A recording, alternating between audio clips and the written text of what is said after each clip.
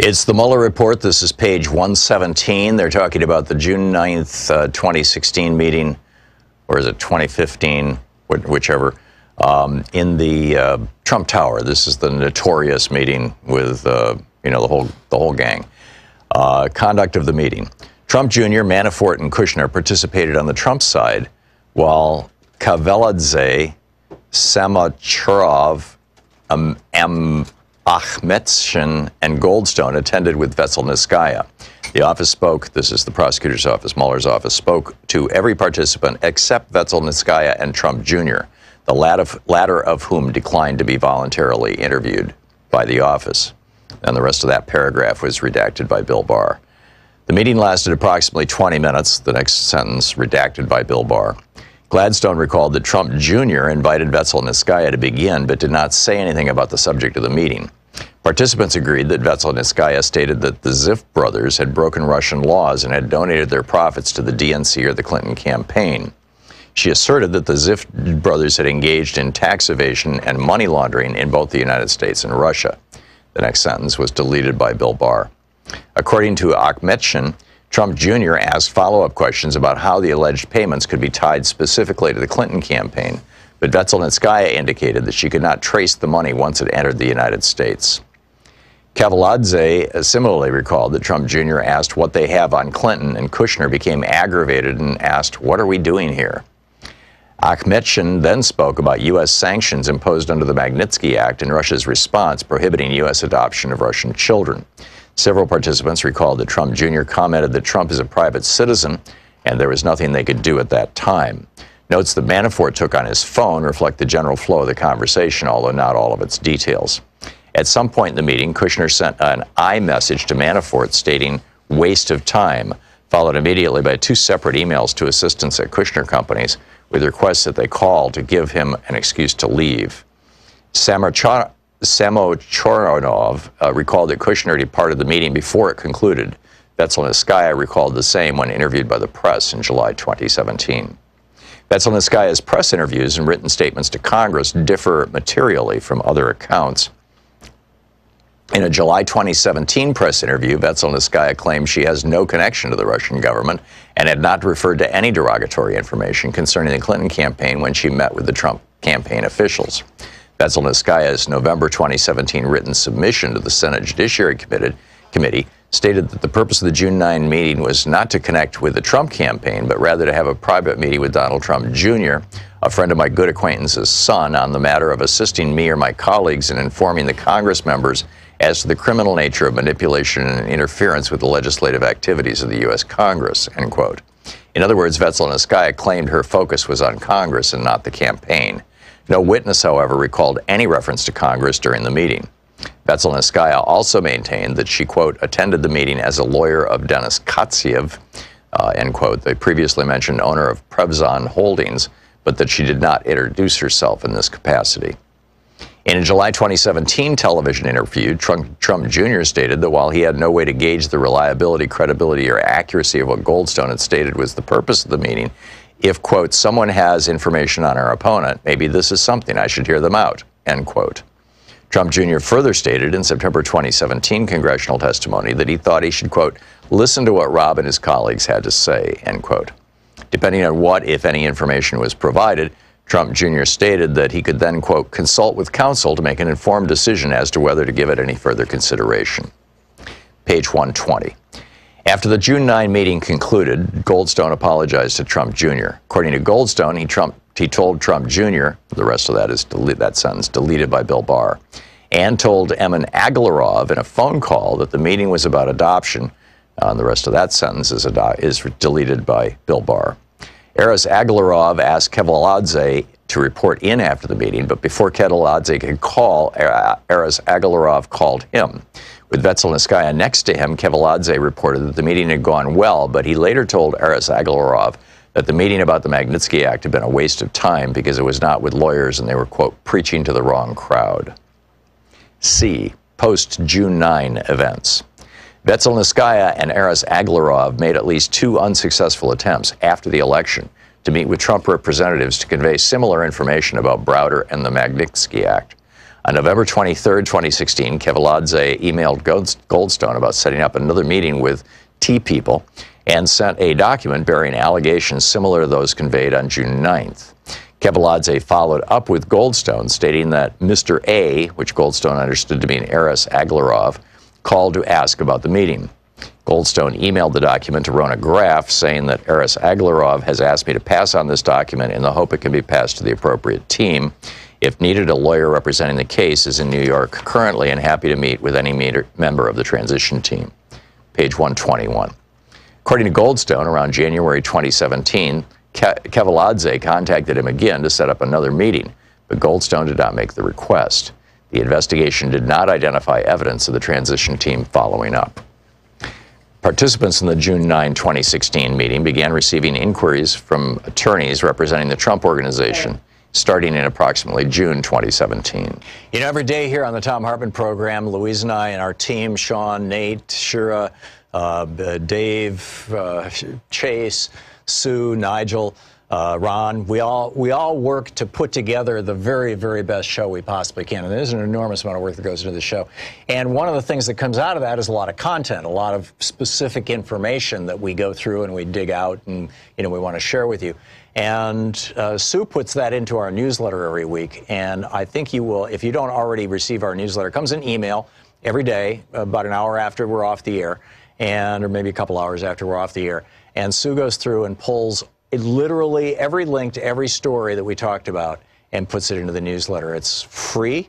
We don't sell the list or anything. You complete safety and security. There's no charge. There's no nothing. Just, plug in your email address over at thomhartmann.com and you get signed up for the newsletter. It's all fairly obvious. You'll see it on the website. So check it out, thomhartmann.com. Thank you.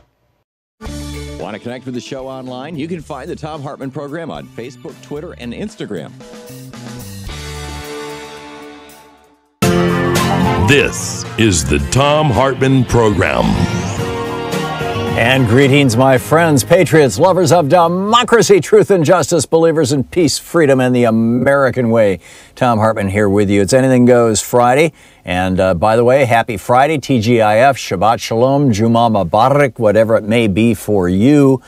Last night was the second of the two debates. I really wanted, and I was kind of glad for that labor panel yesterday, in a way, here in Chicago, in addition to the fact that there was great information, because I thought that we really shouldn't be discussing, or I thought it would really be better for us to all discuss the debates in total. The winners and losers, I'll share with you my initial thoughts.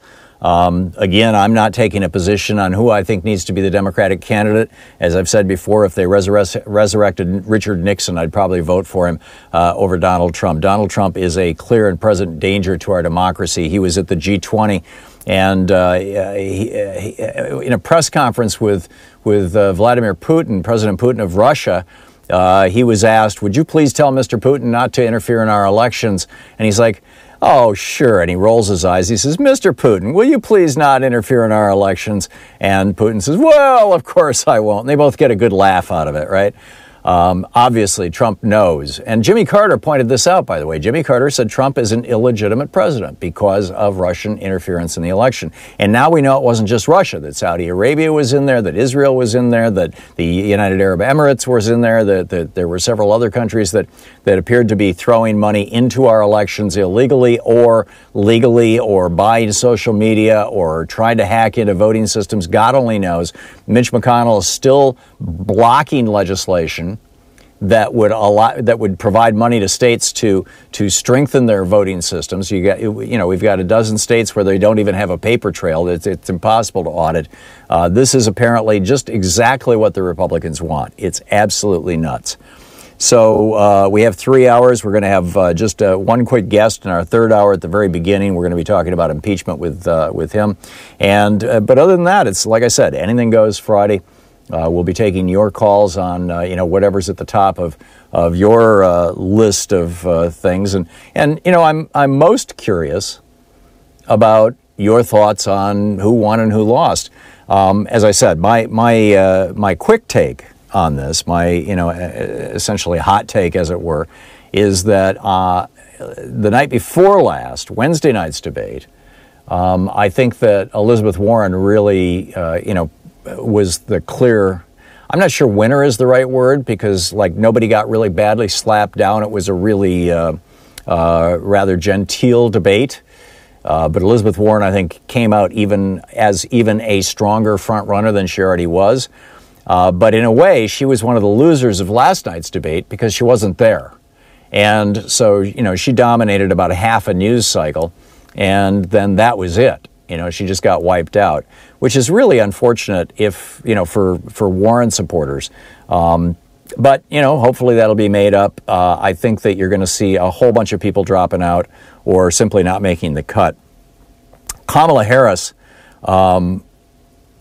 in my personal opinion, wounded Joe Biden, and with cause. What she said was legitimate, was correct, and he's not the same Joe Biden he was in the 1970s, but I think that she was the I would say clear winner of last night's debate. And my respect level and my boy am I impressed with level for Kamala Harris pretty much doubled last night. I mean, I thought she just did extraordinarily well. I had prior to that thought, yeah, she's a great candidate. I'd be glad to vote for her. But I wasn't like, boy, would I be excited if she was the candidate. Now I'm thinking that she would make a really great candidate for president. Because one of the things you're looking for is who's going to take down Donald Trump. Well, if you can take down Joe Biden, you can certainly take down Donald Trump, in my opinion. Trump will be probably a whole lot harder because Biden was being a nice guy and it was the Democratic debate and all that, and you get all that. Biden also had a couple of moments where he appeared to forget what he was saying or where he was going or what his rehearsed lines were, and so he just, he said, I'm out of time, and this was before his podium had turned red, before they had given him the time cue. So he was clearly, at least in my opinion, trying to bail, which adds to the idea of, this guy's 77, maybe he's starting to here I go, right? Actually, I know what I'm saying, but you know how that works. They're starting to lose thoughts, lose ideas, and that's exactly what it sounds like, and that's what it sounded like to him, and that's not a good thing for a presidential candidate. And Trump, I think, does the same thing, but he's figured out coping strategies. He basically repeats what he was saying, or he just goes off on some other rant. Joe Biden didn't do that last night. I think he got badly hurt. Michael Bennet, the senator from Colorado, who is the one who keeps saying socialism will destroy America and we shouldn't have single-payer health care and blah-de-blah-de-blah. He's the one who really wants to pick up Joe Biden's mantle for the so-called centrist Democrats. And I think he moved in a forward direction very significantly last night, because he was the other one who took a whack at Joe Biden and I think hit him. And this was about the deal where, Biden said that he got Mitch McConnell to raise taxes, and, yeah, sort of, but Bennett was right about what he said. So, and in fact, the media is full of rumors that Biden's staff is very unhappy with him right now. Bernie, I thought, did really well. He was just Bernie, he same old guy. He did kind of, I don't want to say blew it, but there was one question, as I recall, it had to do with race, and he gave an economic answer, and he didn't thread race back into it in a way that would have made it clear that he was answering that question. But that was a minor drop. I think that broadly, Bernie did okay. Pete Buttigieg, that was a solid performance. I thought that he's, raised his credibility a lot. I still don't think that he's going to be the nominee, and I doubt he'll be the vice presidential nominee.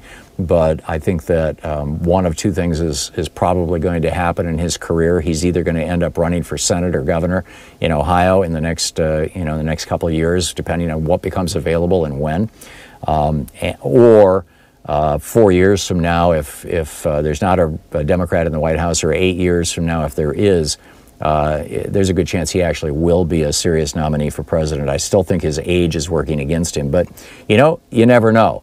Everybody said, oh, Jack Kennedy can't get elected, he's too young, but Jack Kennedy, as I recall, was 43 or 45 when he became president.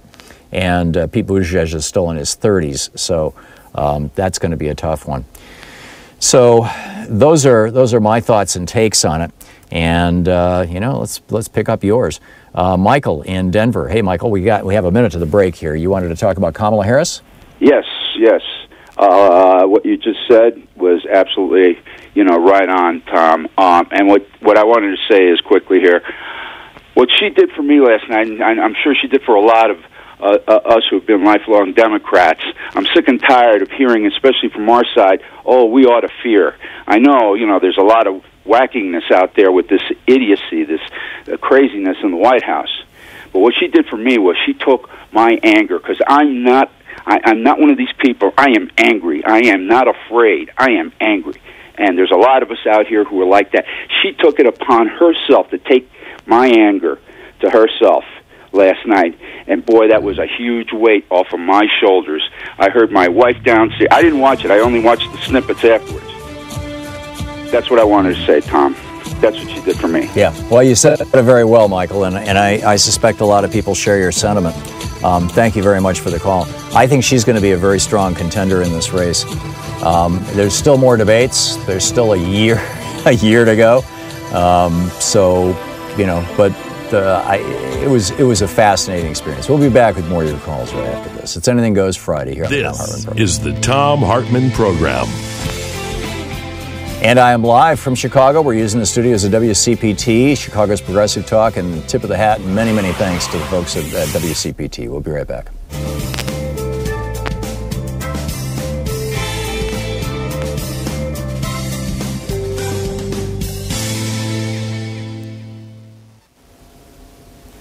And welcome back. Dolores in Lake Bay, Washington. Hey, Dolores, what's on your mind today? Well, yesterday your panel was so on time, and I wanted to tell about my granddaughter who is with the machinist, and she put on a job fair in Puyallup, Washington for her grade school children because she was tired of hearing that just college coming from everywhere, just college. So on this trade fair, she had plumbers, pipe fitters, electricians, the building trades. She had nurses, and she had all of these people that came so willingly to talk to these grade schoolers. But they were very impressed with the questions the kids asked them.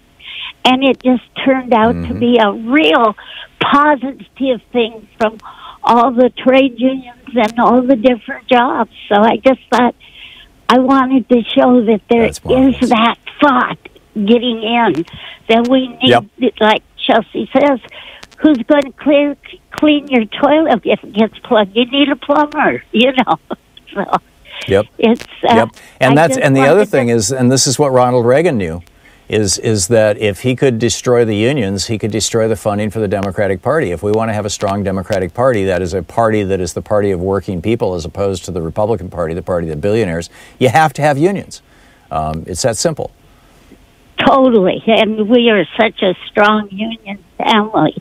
Anyhow, one time I had a granddaughter say great-granddaughter say to us, are we going to a real picnic, and she's about 5, or do I have to carry a sign? So we have done so much picketing that so she's apparently carried signs before. That's great. Time. Yeah. So I just wanted to put Dolores. that out with the thoughts. Thank you, Tom. Yeah, thank you very much. Yeah, great talking with you. Thank you so much. And Johan in Orange, Connecticut. Hey, Johan, thanks for watching us on YouTube. What's up? Thanks, Tom. Thanks for the free speech, too. Tom, I found something on the internet that someone was asking about the deep state 5 months ago, and you seemed like you weren't sure what they were talking about, or maybe you did. When you see exposures like COINTELPRO and that article by Bernstein that said the CIA was working with newscasters during Operation Mockingbird, and then you see books like by Michael Glennon, the law professor, the international law professor at Tufts, who wrote a book called Double Government. about 46 different agencies and departments, with working with 2,000 private contractors in 10,000 different locations in the United States, 5 million people with security clearance, 3 million with top security. Yeah, what's your point, Johan? Well, my point is that sounds like a deep state.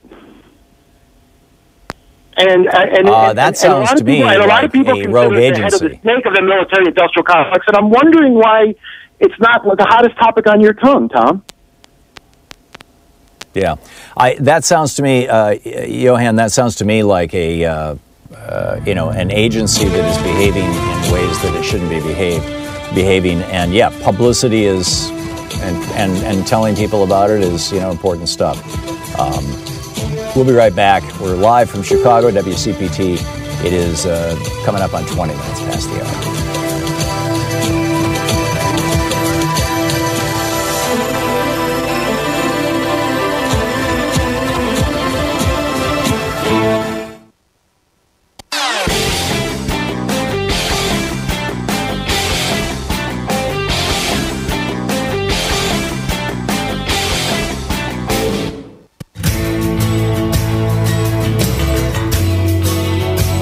Welcome back. Anything Goes Friday. Barbara in Sun City, Arizona. Hey, Barbara, your thoughts? Hi. I'm a little perturbed. I'm an old activist from Chicago. Was part of the Wingspread program, pre-busing experiment through the federal government. I was in Berkeley in 1974, and I understand why Joe Biden was...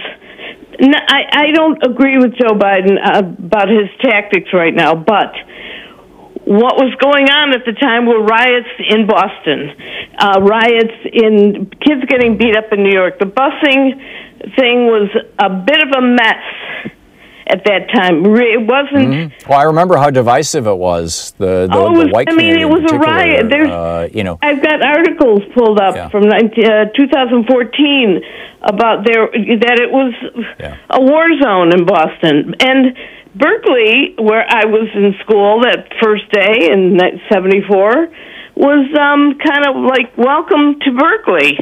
It wasn't the same atmosphere as Boston for busing. I mean, it was federally mandated, and and I understand, but I think it was a bit of a political theatrics, and they should have had more time to explain each of their points, but there wasn't.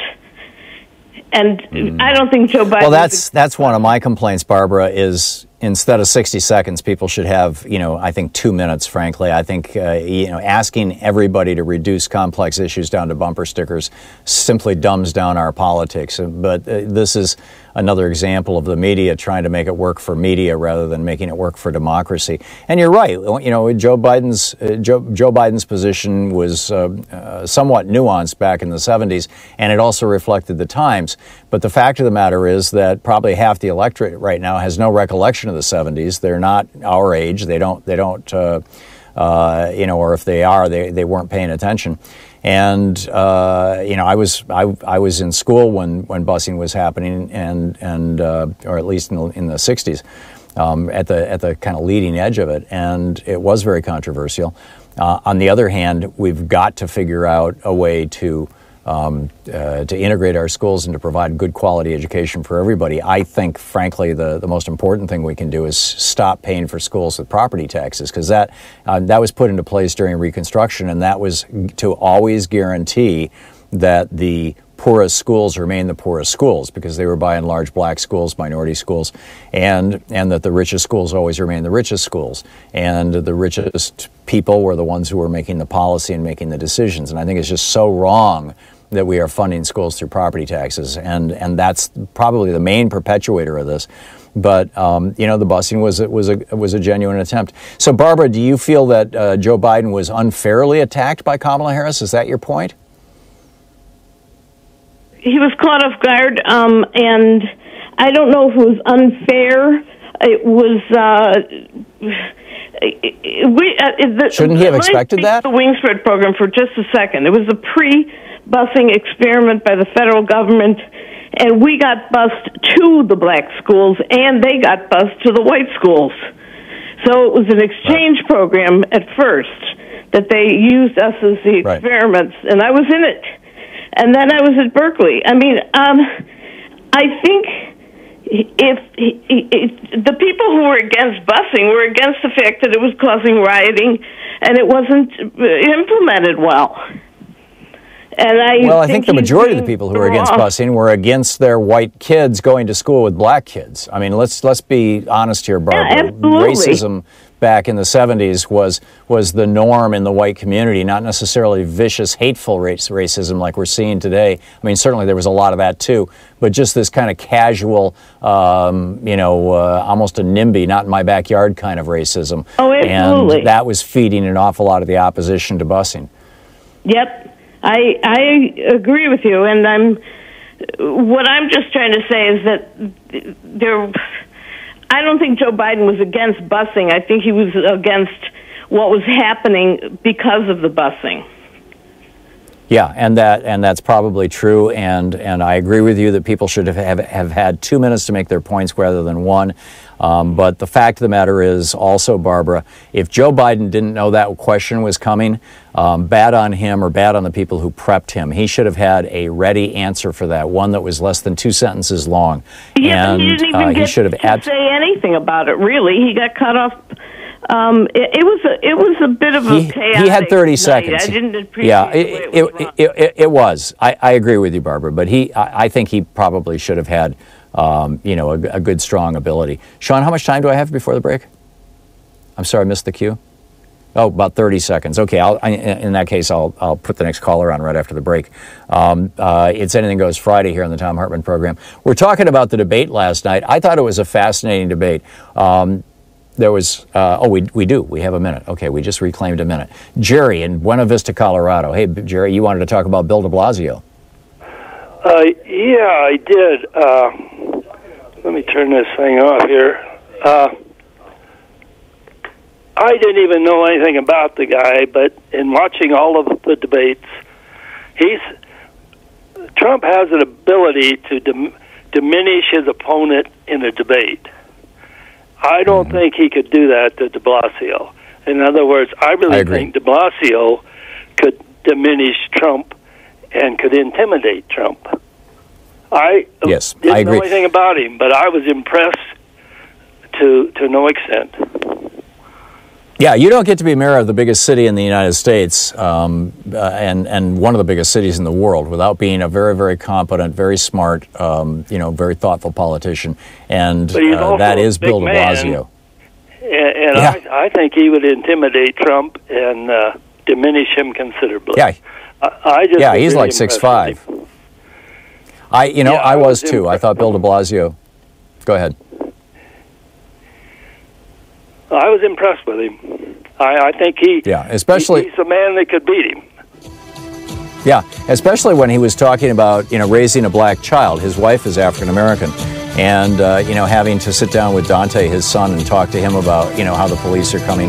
This is a story that everybody in the black community knows, but very few people in the white community are really familiar with the talk, as it were.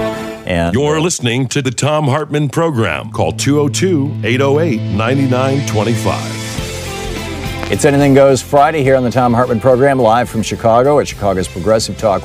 We'll be back with more of your calls right after this.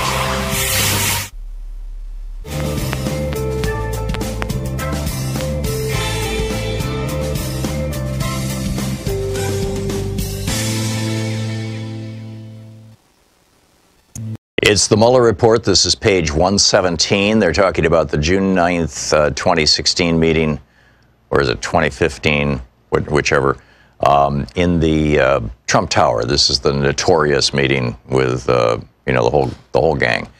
Conduct of the meeting. Trump Jr., Manafort, and Kushner participated on the Trump side, while Kavaladze, Samacharov, Ahmetshin, and Goldstone attended with Vetselnitskaya. The office spoke, this is the prosecutor's office, Mueller's office, spoke to every participant except Vetselnitskaya and Trump Jr., the latter of whom declined to be voluntarily interviewed by the office. And the rest of that paragraph was redacted by Bill Barr. The meeting lasted approximately 20 minutes, the next sentence redacted by Bill Barr. Gladstone recalled that Trump Jr. invited Vetselnitskaya to begin, but did not say anything about the subject of the meeting. Participants agreed that Vetselnitskaya stated that the Ziff brothers had broken Russian laws and had donated their profits to the DNC or the Clinton campaign. She asserted that the Ziff brothers had engaged in tax evasion and money laundering in both the United States and Russia. The next sentence was deleted by Bill Barr.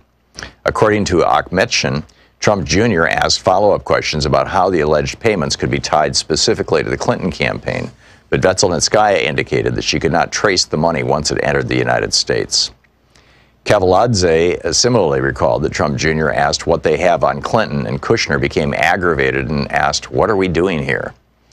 Akhmetshin then spoke about U.S. sanctions imposed under the Magnitsky Act and Russia's response prohibiting U.S. adoption of Russian children. Several participants recalled that Trump Jr. commented that Trump is a private citizen and there was nothing they could do at that time. Notes that Manafort took on his phone reflect the general flow of the conversation, although not all of its details. At some point in the meeting, Kushner sent an iMessage to Manafort stating, "waste of time," followed immediately by 2 separate emails to assistants at Kushner companies with requests that they call to give him an excuse to leave. Samochornov recalled that Kushner departed the meeting before it concluded. Vetselnitskaya recalled the same when interviewed by the press in July 2017. Vetselnitskaya's press interviews and written statements to Congress differ materially from other accounts. In a July 2017 press interview, Vetselnitskaya claimed she has no connection to the Russian government and had not referred to any derogatory information concerning the Clinton campaign when she met with the Trump campaign officials. Vetselnitskaya's November 2017 written submission to the Senate Judiciary Committee stated that the purpose of the June 9 meeting was not to connect with the Trump campaign, but rather to have a private meeting with Donald Trump Jr., a friend of my good acquaintance's son, on the matter of assisting me or my colleagues in informing the Congress members as to the criminal nature of manipulation and interference with the legislative activities of the U.S. Congress, end quote. In other words, Vetselnitskaya claimed her focus was on Congress and not the campaign. No witness, however, recalled any reference to Congress during the meeting. Vetselnitskaya also maintained that she, quote, attended the meeting as a lawyer of Denis Katsiev, end quote, the previously mentioned owner of Prevzon Holdings, but that she did not introduce herself in this capacity. In a July 2017 television interview, Trump Jr. stated that while he had no way to gauge the reliability, credibility, or accuracy of what Goldstone had stated was the purpose of the meeting, if, quote, someone has information on our opponent, maybe this is something, I should hear them out, end quote. Trump Jr. further stated in September 2017 congressional testimony that he thought he should, quote, listen to what Rob and his colleagues had to say, end quote. Depending on what, if any, information was provided, Trump Jr. stated that he could then, quote, consult with counsel to make an informed decision as to whether to give it any further consideration. Page 120. After the June 9 meeting concluded, Goldstone apologized to Trump Jr. According to Goldstone, he told Trump Jr., the rest of that is that sentence deleted by Bill Barr, and told Emin Agalarov in a phone call that the meeting was about adoption. The rest of that sentence is deleted by Bill Barr. Aras Agalarov asked Kavaladze to report in after the meeting, but before Kavaladze could call, Aras Agalarov called him.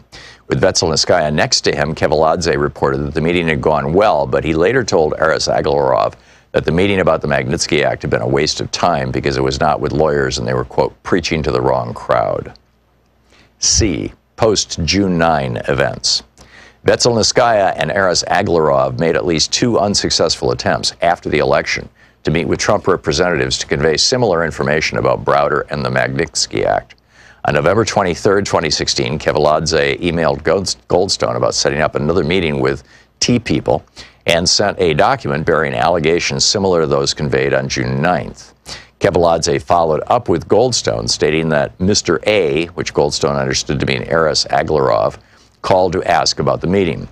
Goldstone emailed the document to Rona Graf, saying that Aras Agalarov has asked me to pass on this document in the hope it can be passed to the appropriate team. If needed, a lawyer representing the case is in New York currently and happy to meet with any member of the transition team. Page 121. According to Goldstone, around January 2017, Kavaladze contacted him again to set up another meeting, but Goldstone did not make the request. The investigation did not identify evidence of the transition team following up. Participants in the June 9, 2016 meeting began receiving inquiries from attorneys representing the Trump Organization starting in approximately June 2017. Want to connect with the show online? You can find the Thom Hartmann Program on Facebook, Twitter, and Instagram.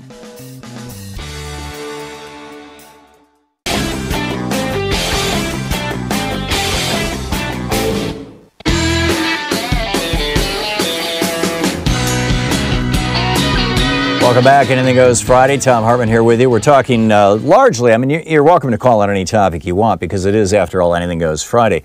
And in fact, we had a call earlier about the deep state. I'm most curious, as it were, about your thoughts on the debate last night. So, let's pick up some conversation here. Fritz in Palm Desert, California. And hey, Fritz, thanks for watching us on YouTube. And hey, a shout out to our chatters on YouTube, and also a shout out to our other video stream on Free Speech TV and Facebook as well. Hey, Fritz, what's up? Hey, thanks for taking my call, Tom. I agree with the assessment that Kamala Harris really did well last night, that she brought up her time as Attorney General in California. And every time I see Steve Mnuchin on television or hear his name in the news, I start to wonder why he wasn't prosecuted for the scandals of foreclosures. And until she answers that question, I think that's an elephant in the room for her.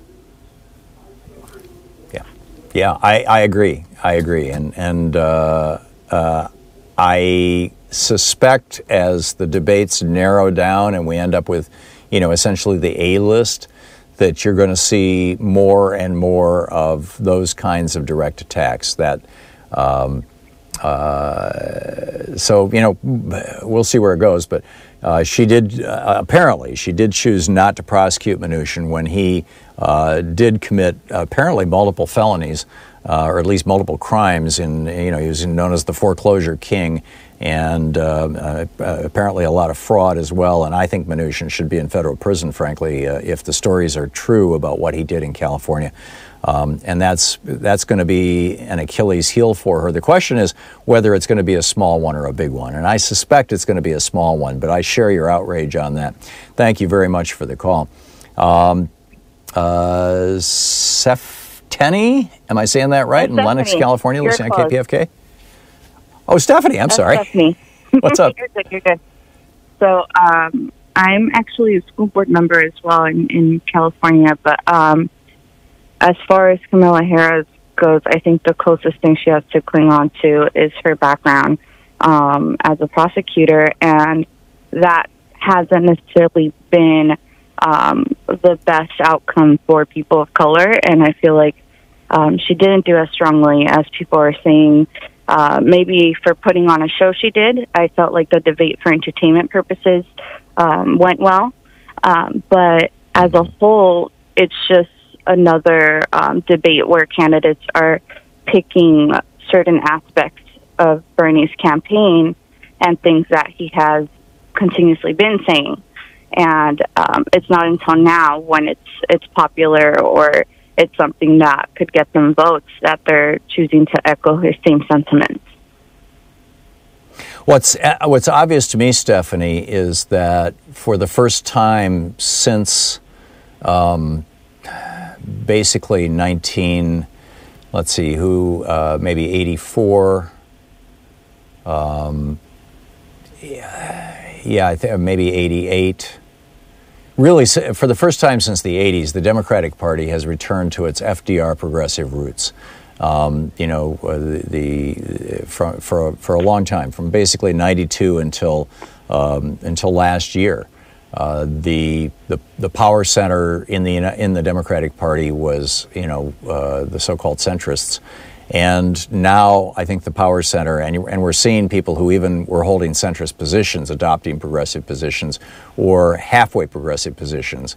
And that tells me that the Democratic Party is becoming a progressive party. And that gives me so much hope and so much optimism, frankly, particularly if there is a crisis, an economic crisis. And I'm convinced that there will be one. I agree. I mean, I think that's a good thing. If I may interject, just because I can see how the Democratic Party can shift into more progressive values, and definitely has been echoing more things that they should have been saying. But and we owe that to Bernie, by the way, for the primary. What was that? We owe that to Bernie for the primary 4 years ago. I mean, by drawing 20,000 people at a pop, he proved to the institutional Democratic Party that there actually is an audience for genuinely progressive positions. And they've been telling themselves ever since '92 that nobody really wants to hear that anymore except a few leftover socialists and old hippies. And they're completely wrong. That's actually where the majority of America is. Yeah, so I agree. And I feel like if you break down all of the issues that the U.S. is facing, everyone can agree, when it comes to the majority of Americans in this country. And my issue, just going back to the Democratic Party, is when you're getting some of these people that have been in these positions of power for so many years, for so long, and it's essentially taking up space from truly progressive candidates who don't have the funding and background to actually execute the things that these people are saying but not doing. So I feel like there definitely is a shift in the conversation of being a progressive Democratic Party, but whether or not it's going to actually come to fruition, that is of the issue. And with elections coming up, not just for the president, but for multiple positions throughout the state, and you're talking about California being a progressive state and known for being a blue state, you're getting some of the same rhetoric, but some of the same histories that have not necessarily matched up. So I think this notion of the Democratic Party changing is true and valid, but will only be maintained if we get new people in. And new people. And it's shaking out. And I got to tell you, Stephanie, yesterday the radio station WCPT had invited about I think it was the first 150 people who signed up to be there in that Union Hall to be the studio audience for the Union Labor panel that we did yesterday. And at least 5 people, and it might have been more than that, but at least 5 people came up to me and said, I am now a precinct committee person. One of them was a precinct committee chairperson because you said, get out there, get active, tag, you're it. And I took it to heart, and I showed up at my Democratic Party, and I thought, hey, this could be a lot of fun, and it's kind of therapeutic. And now I'm out there, taking names and kicking butt and making things happen. And and several of them were young people. I mean, so that new blood, that young, new progressive blood is coming into the market. Stephanie, or into the Democratic Party. Stephanie, thanks so much for the call. It's great to hear from you. Rich in Cedro Woolley, Washington. Hey, Rich, what's up? Hey, Tom. First, I was going to say I'm going incommunicado. I got a new job in a Teamsters Hall. It's much more labor-intensive than sitting on my keister and watching the scenery go by. But okay. My comment was that the questions they're asking at the debates about who's for single payer and getting rid of the private insurance companies, they make it sound like they're going to kill the private insurance companies with single payer, and they also make it sound like you're killing the private insurance companies, and nobody's got a good answer for it. Even Bernie wanders into the weeds. Well, part of the problem, Rich, is that the people who were asking the questions last night were essentially lying. I mean, the country, and I believe it was Bernie who pointed this out. It might have been somebody else. That there are in countries that have single-payer health care, a few of them have flirted with banning private insurance. In fact, I think Canada did up until about 10 years ago. But that doesn't mean But most of them you can buy into or be part of the essentially the Medicare for All system. But if you're really rich and you want to have a gold-plated insurance policy where they take you to the instead of taking you by ambulance to the hospital, they take you in private helicopter, or if you're out of the country, they'll get a private jet to get you back here, or stuff like that, or if you want to instead of a double room, you want a single room, or you even want the whole floor to yourself. There are insurance companies around the world that offer those kinds of services to the people who want them in countries that do have single-payer health care. There's always going to be a higher level of service for the very, very rich because they can afford to pay for it. So nobody's really talking about banning private insurance. What they're talking about is offering an alternative that'll be so good that most of the private insurance companies simply won't be able to compete with it. They'll lose most of their customers, and they're going to end up a fraction of their current size. Right. The other lie I kept hearing from the media is like, well, most people love their private insurance. It's like, no, when my wife goes to the emergency room, insurance pays for the room, and then we find out later that the doctor was out of network and it cost us $1,200. No, I don't like my private insurance when they do stuff like that to me. You know, and that was another thing coming from the moderators, Rich. Yeah, I mean, that's coming from the moderators, and because these are, you got a bunch of corporate shills in the media, and they've got their storylines, and many of those storylines are provided to them by the Heritage Foundation and other groups that are funded by right-wing billionaires like the Koch brothers. And the fact of the matter is, I think most Americans like the fact that they have health insurance, but they don't like the fact that they're paying, $5,000, $10,000 a year in deductibles. They don't like the fact that they're paying a fortune for their medications. They're not liking the fact that their health insurance doesn't cover dental or vision. They're not liking the fact that if their doctor says, gee, you really need to see a specialist, but before I can send you to one, I have to get permission from your health insurance company. So hang on for a week. Doctors don't like the fact that they've got 2 or 3 people in their office just dealing with paperwork. It's a nightmare for the hospitals. Yeah, there you go. Rich, thanks a lot for the call. All great points. We'll continue with our conversation about the debates and whatever else you'd like to talk about. It's Anything Goes Friday. You're listening to Thom Hartmann. Visit ThomHartmann.com for audio and video archives. We're live from WCPT in Chicago, Chicago's Progressive Talk. It's Anything Goes Friday on the Thom Hartmann.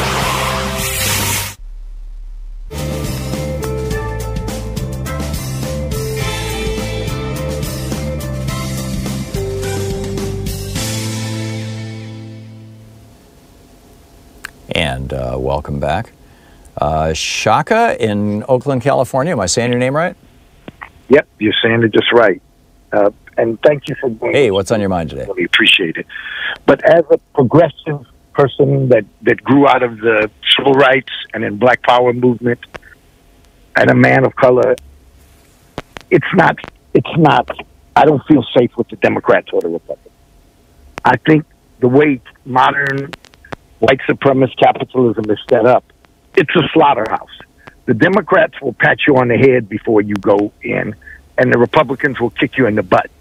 But neither one of them are going to stop you. I mean, neither one of them. Someone like, what's the lady's name, the black lady who was a prosecutor? Kamala Harris? Kamala Harris. Trust me, her background was strictly police. I mean, maybe the most overtly racist cop, she might have tried to prosecute them, but she was pretty much for the system, as most of them are. Bernie's the only one that's halfway decent. I mean, ironically, Bernie is a Jew, but he won't kiss Israel's behind. I mean, but look how the Democrats turned on Bernie. They did a lot of little tricky stuff. Wasserman Schultz. They did a lot on the one hand, the flip side of that, though, Lance, is that Bernie has not officially joined the Democratic Party, so they could have locked him out, and they didn't. They could have locked him out in 2016 for that matter, and they didn't. So the Democrats, I think, have given Bernie a hell of a lot of slack, which is, in my opinion, a good thing. I understand what you're saying, but the problem with a third party, when you have a first-past-the-post, winner-take-all system like we have and 5 other major democracies have in the world, is that basically you can only have a 2-party system. If you created a third party, Shaka, and got a whole bunch of people going with it, and they were all people who are inclined, like you and I are, in a solidly progressive direction, and they voted for their candidate, those are votes that are being essentially taken away from the Democratic Party, which means you're going to end up with a Republican, which is why I keep singing the song of we need to take over the Democratic Party the same way the billionaires took over the Republican Party. The Democratic Party needs to be taken over by we the people, by genuine progressives. So what you're saying is we should much better way at this thing. And I guess I agree with you to some extent, you know. Yeah, it's like the time and effort and money and everything else. I mean, here's the Democratic Party. It's literally a $100 million corporation, essentially. It's a nonprofit, and the doors are wide open. They're saying anybody who comes in fact, in most parts of the country, you can become a precinct committee person with basically no effort at all. They're looking for volunteers. And in some cases, it's even a paid position. Typically, it's voluntary. And those are the people who help determine who's going to be in the primary. Those are the people who write the platform for the party. The party is not some monolithic thing. I mean, it seems that way from a distance, but when you get inside it, if enough of us showed up at the Democratic parties and took them over, all these local parties, and many of them have been taken over now. I'd say probably solidly a third of the local Democratic parties all across the country are now controlled by progressives. When we hit 2/3, the Democratic Party is going to solidly be back to its FDR, LBJ roots, and that's a good thing. Rather than starting a third party that's just going to dissipate our energy. Shaka, thank you for the call. I get absolutely what you're saying and appreciate your saying it. We'll be right back.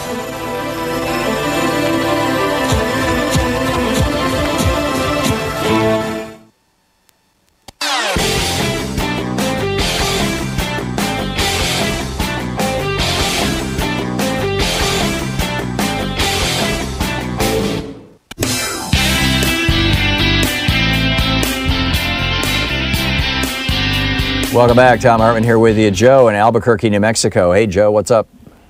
Hey, how's it going? Well, I watched the debate last night, okay? And I'm going to take off speakerphone. Okay. I watched the debate last night, and, there is a stark visual difference between the two eldest candidates, Joe and Bernie, and the rest of the group. Now, Joe seemed lost at times.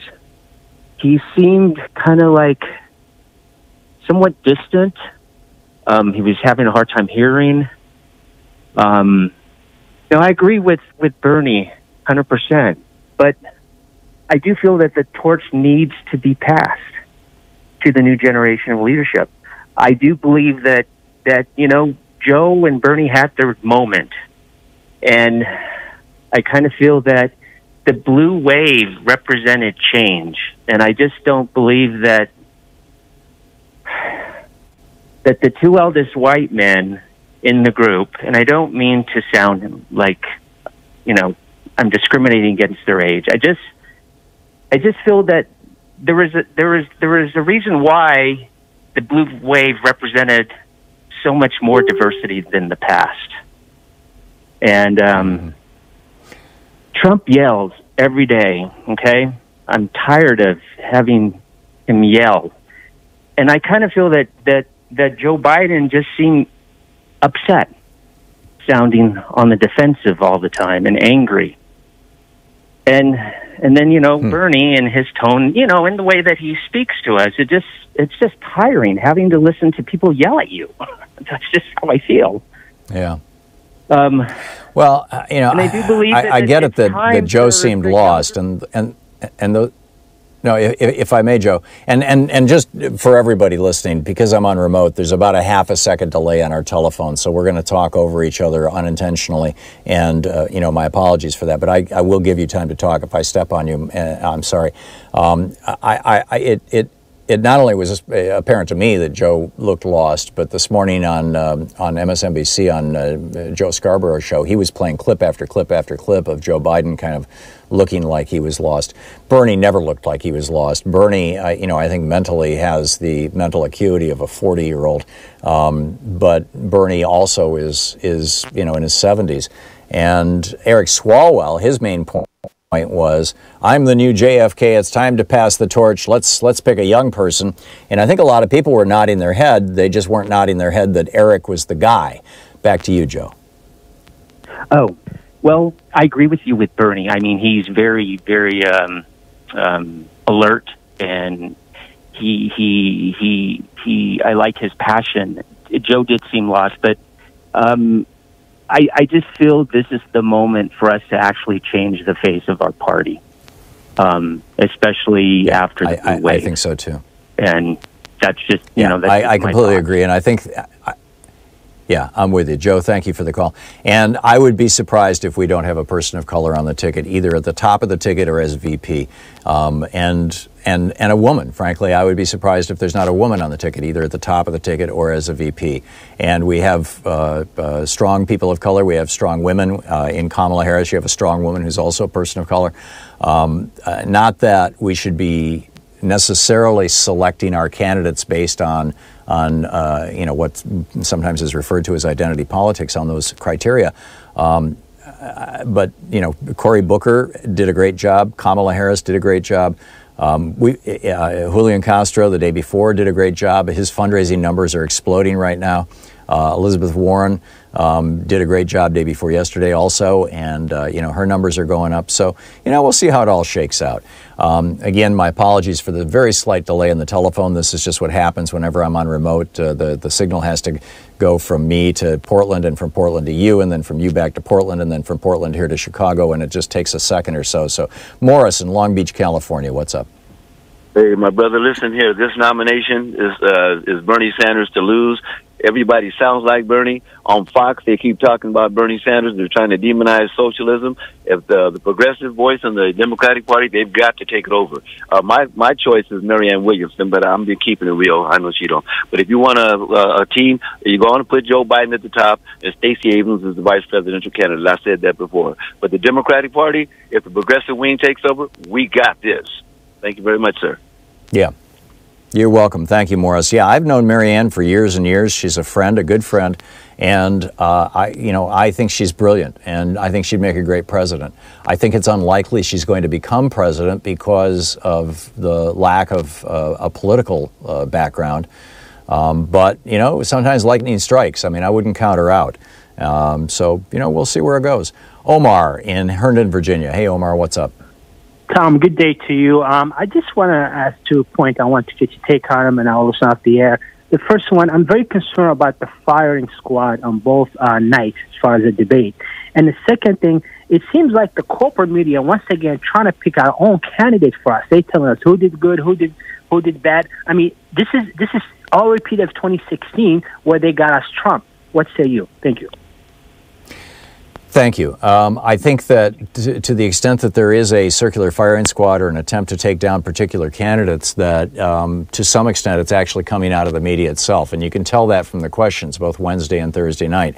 There was not only bias in some of the questions, but frankly, there was misinformation in some of the questions, like banning all health insurance. So A. And B, I'm not sure that what Kamala Harris said to Joe Biden was circular firing squad.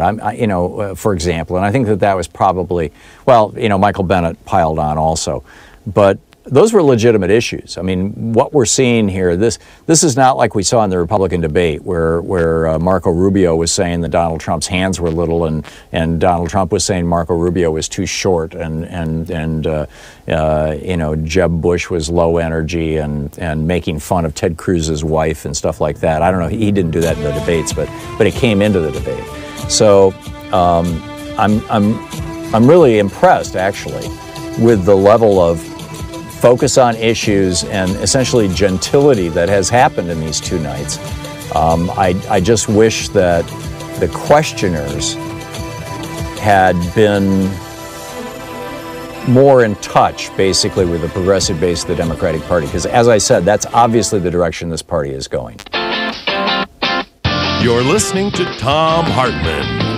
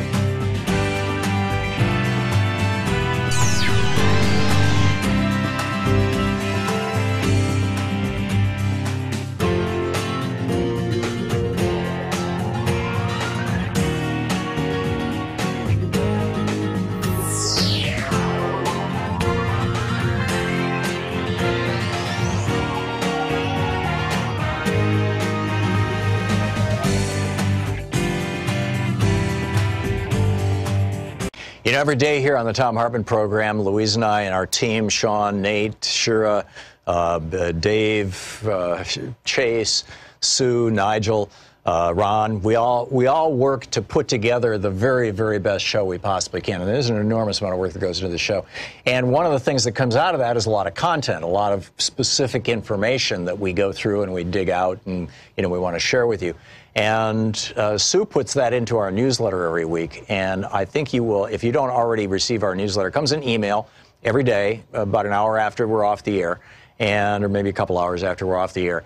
And Sue goes through and pulls literally every link to every story that we talked about and puts it into the newsletter. It's free. We don't sell the list or anything. You complete safety and security. There's no charge. There's no nothing. Just, you know, plug in your email address over at thomhartmann.com. And you get signed up for the newsletter. It's all fairly obvious. You'll see it on the website. So check it out, thomhartmann.com. Thank you. So it's the Mueller report. This is page 121. This is the part about the June 9, 2016 meeting in Trump Tower.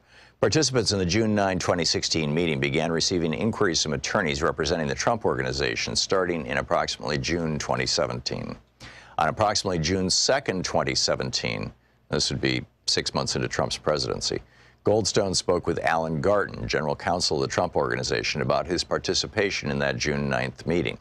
The same day, Goldstone emailed Vetselnitskaya's name to Garten, identifying her as, quote, the woman who was the attorney who spoke at the meeting from Moscow.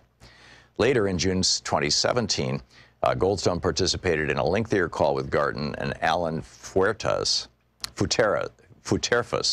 outside counsel for the Trump Organization and subsequently personal counsel for Trump Jr.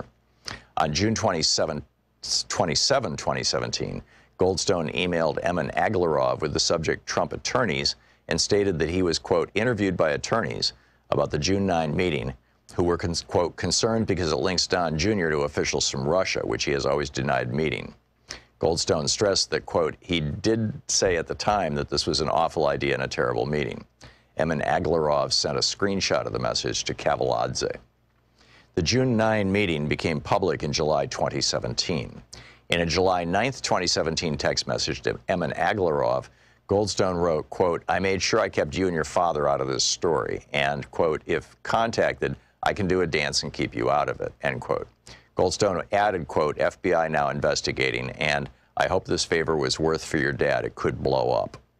On July 12, 2017, Emin Aglarov complained to Kavaladze that his father, Aras, never listens to him and that their relationship with Mr. T has been thrown down the drain, presumably Mr. Trump. The next month, Goldstone commented to Emin Aglarov about the volume of publicity the June 9th meeting had generated, stating that his, quote, reputation was basically destroyed by this dumb meeting which your father insisted on, even though Ike and me told him it would be bad news and not to do it. Goldstone added, I am not able to respond out of courtesy to you and your father, so I'm painted as some mysterious link to Putin. After public reporting on the June 9th meeting began, representatives from the Trump Organization again reached out to participants. On July 10th, 2017, Futerfas sent Goldstone an email with a proposed statement for Goldstone to issue, which read, quote, as the person who arranged the meeting, I can definitively state that the statements I have read by Donald Trump Jr. are 100% accurate. The meeting was a complete waste of time, and Don was never told Ms. Vetselnitskaya's name prior to the meeting. Ms. Vetselnitskaya mostly talked about the Magnitsky Act and Russian adoption laws, and the meeting lasted 20 to 30 minutes at most. There was never any follow-up, and nothing ever came of the meeting. End of quote. Redacted by Bill Barr, the statement drafted by Trump Organization representatives was redacted by Bill Barr. He proposed a different statement asserting that he had been asked, quote, by his client in Moscow, Emin Aglarov, to facilitate a meeting between a Russian attorney, Natalia Vetselnitskaya, and Donald Trump Jr. The lawyer had apparently stated that she had some information regarding funding to the DNC from Russia, which she believed Mr. Trump Jr. might find interesting. Goldstone never released either statement. And on the Russian end, there were also communications about what participants should say about the June 9 meeting.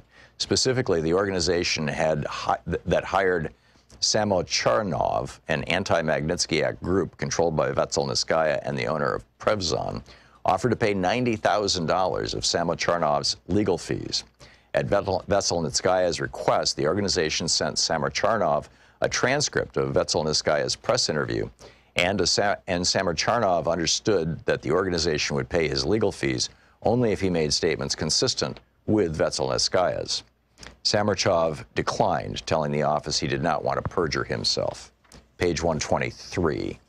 The individual who conveyed Vetselnitskaya's request to Samarcharnov stated that he did not expressly condition payment on following Vetselnitskaya's answers, but in hindsight represented that by sending the transcript, Samarcharnov could have interpreted the offer of assistance to be conditioned on his not contradicting Vetselnitskaya's account. Volume 2, Section 2 of this report discusses interactions between President Trump, Trump Jr., and others in June and July 2017 regarding the June 9 meeting. That would be in the second part of the report about obstruction of justice. Item 6, events at the Republican National Convention. Trump campaign officials met with Russian Ambassador Sergei Kislyak during the week of the Republican National Convention. The evidence indicates that those interactions were brief and non-substantive. During platform committee meetings immediately before the convention, J.D. Gordon, a senior campaign advisor on policy and national security, diluted a proposed amendment to the Republican Party platform expressing support for providing lethal assistance to Ukraine in response to Russian aggression.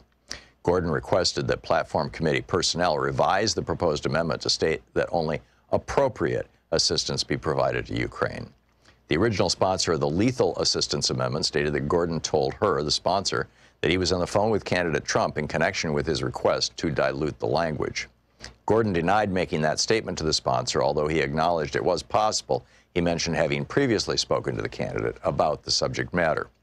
The investigation did not establish that Gordon spoke to or was directed by the candidate to make the proposal.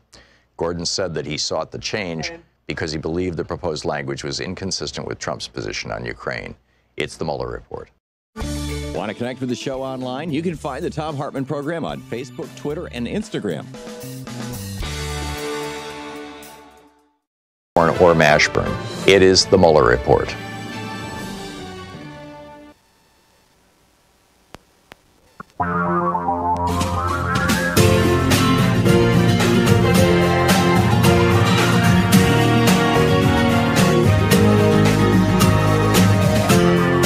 This is the Thom Hartmann Program. Welcome back. Thom Hartmann here with you. We're talking about what happened last night, the debate last night, and also the one the night before. In fact, we've had very few calls about the one the night before. I think that tragically, one of the losers, or all of the losers from last night's debate were the people who were in the Wednesday debate.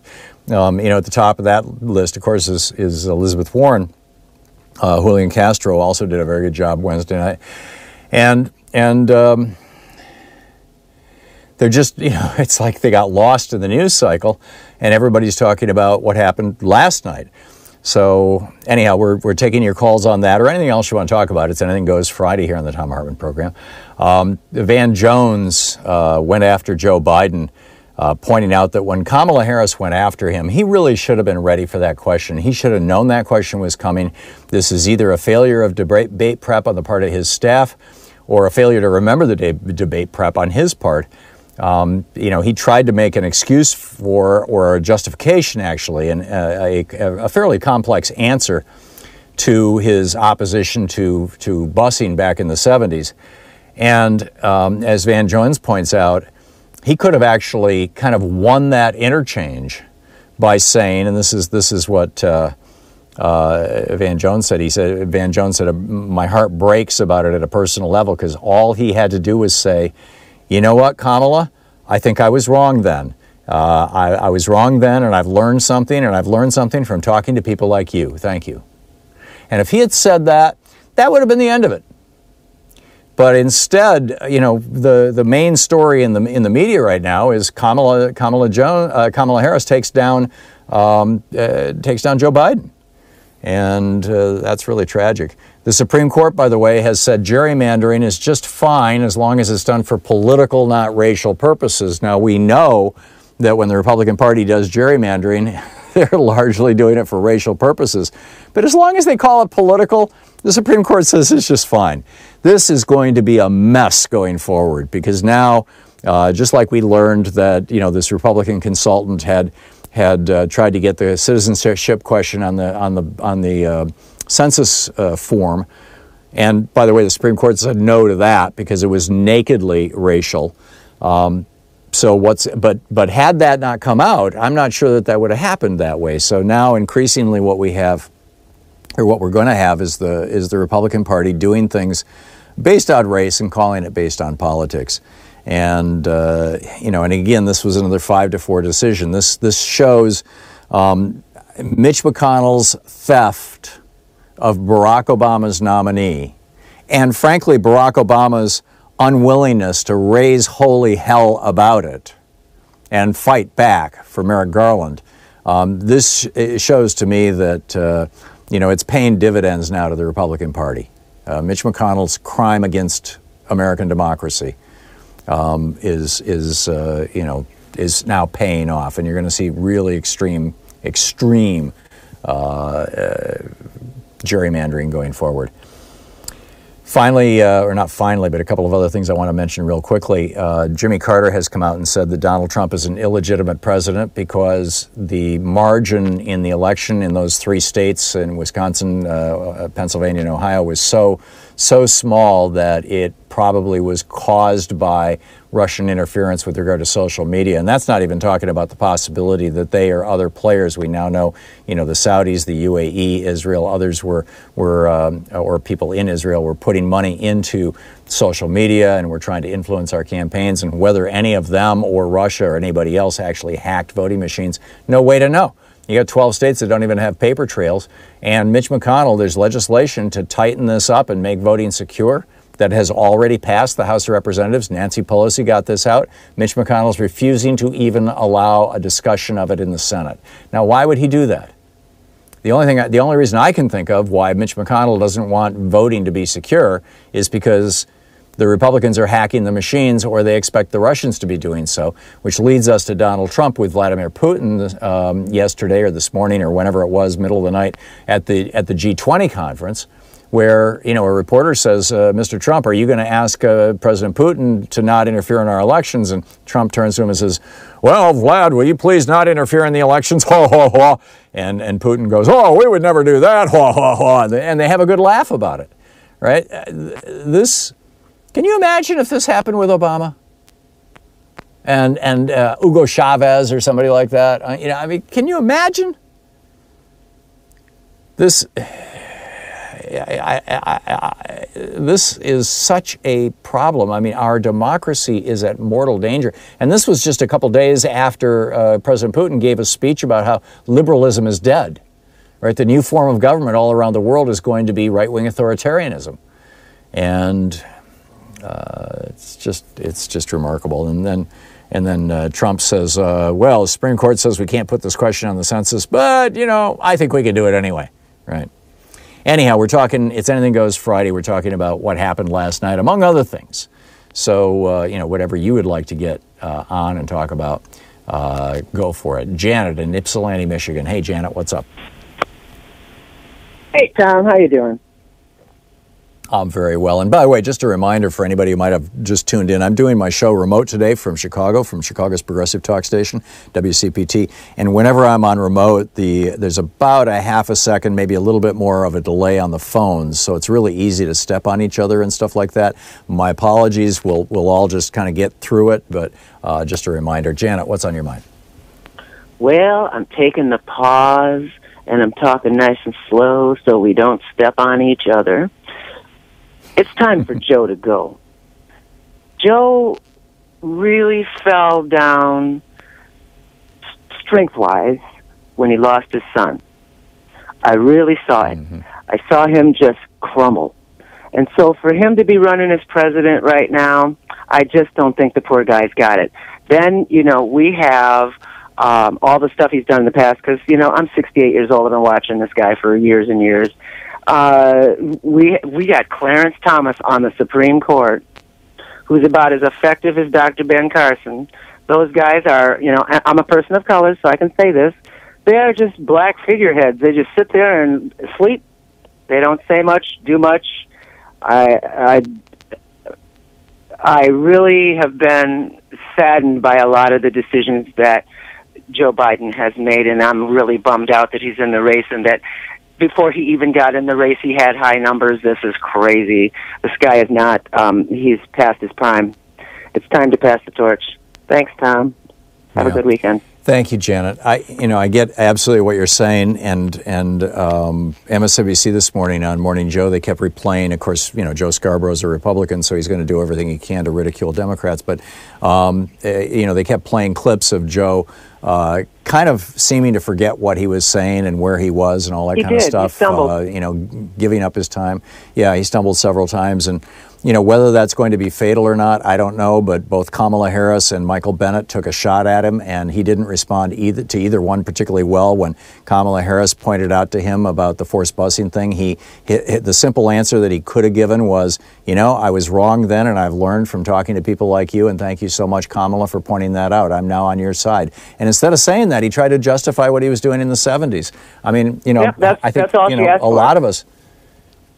Yeah, really. And a lot of us in the 70s were nowhere near as well informed as we are now, and might have said stupid or done stupid things, or things that in the 70s were acceptable and no longer are. I mean, so I am guessing that you're going to see Joe's numbers going down, but I'm not. I don't want to try to influence all this. I'm trying to keep as neutral as I can on it.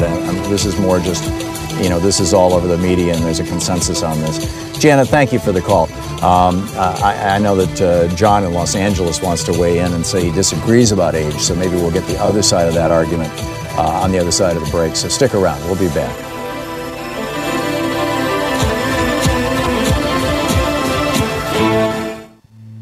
This is the Thom Hartmann Program.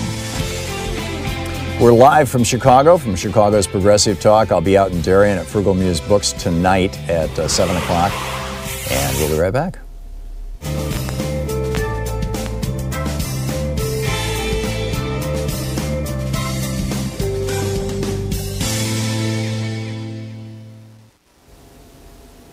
And welcome back. Anne Marie in Trumbull, Connecticut. Hey, Anne Marie, what's on your mind today? Thanks for watching Free Speech TV.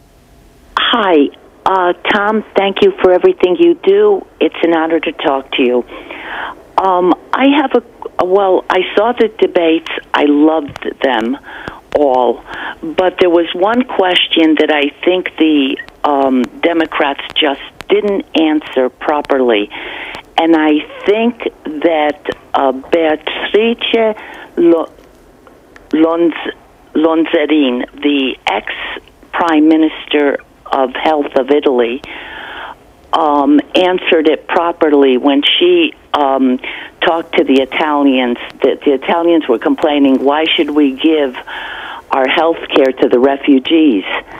And she said, because if they are not cured, they will hide. And if they hide, they will infect people around them.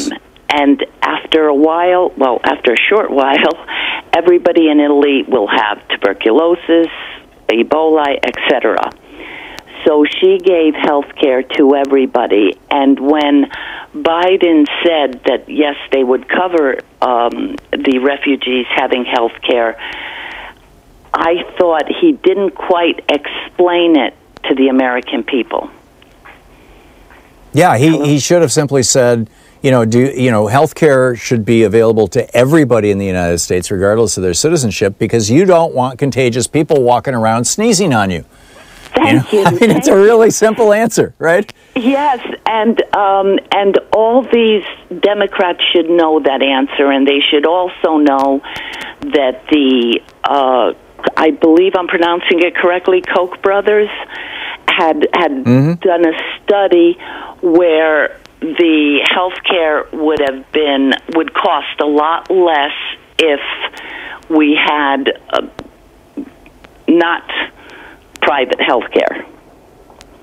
Yeah, absolutely. Their study found, if I'm remembering the numbers right, that over the next 10 years with Medicare for All, we'd pay something like $32 trillion. But without Medicare for All, using the current system, it would be closer to $40 trillion, something in that neighborhood. And they should of course, this and stress it because it comes from the Republican Party, basically. Yeah. The Libertarian. And this is the... Yeah, this is the other thing. The correct answer to this was given by Elizabeth Warren the night before last, where she said, you know, this is an industry that took $32 billion in profits last year. And she didn't add what I always add, is every single penny of that profit came from saying to somebody, no, you may not have a liver transplant. No, we're not going to give you the new cancer drug. No, you're not going to allow we're not going to allow your child to have surgery to repair their whatever, their hair lip or whatever, birth defect or something, because it's, it's an experimental procedure, or they've got some other BS excuse. And it should be so obvious to everybody that if you've got a for-profit company skimming 15 to 20% off the top in profits, it's always going to cost be more expensive than something that the government does with 2% overhead. Now, somebody did mention last night that the government has 2% overhead and the health insurance industry has 15% overhead, but that's wonky speak. You have to translate that into, human language, which the Republicans are so good at doing, and the Democrats just assume everybody knows what they're talking about, which is very unfortunate. Anne-Marie, excellent point. Thank you so much for the call. Brilliant point, in fact. We'll be right back. It's Anything Goes Friday.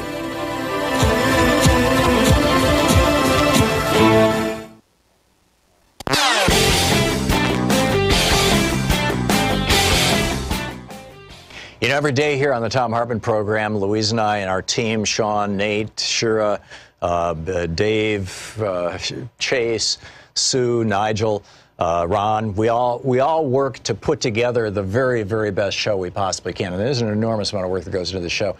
And one of the things that comes out of that is a lot of content, a lot of specific information that we go through and we dig out and, we want to share with you. And Sue puts that into our newsletter every week. And I think you will, if you don't already receive our newsletter, it comes in email every day, about an hour after we're off the air, or maybe a couple hours after we're off the air. And Sue goes through and pulls literally every link to every story that we talked about and puts it into the newsletter. It's free.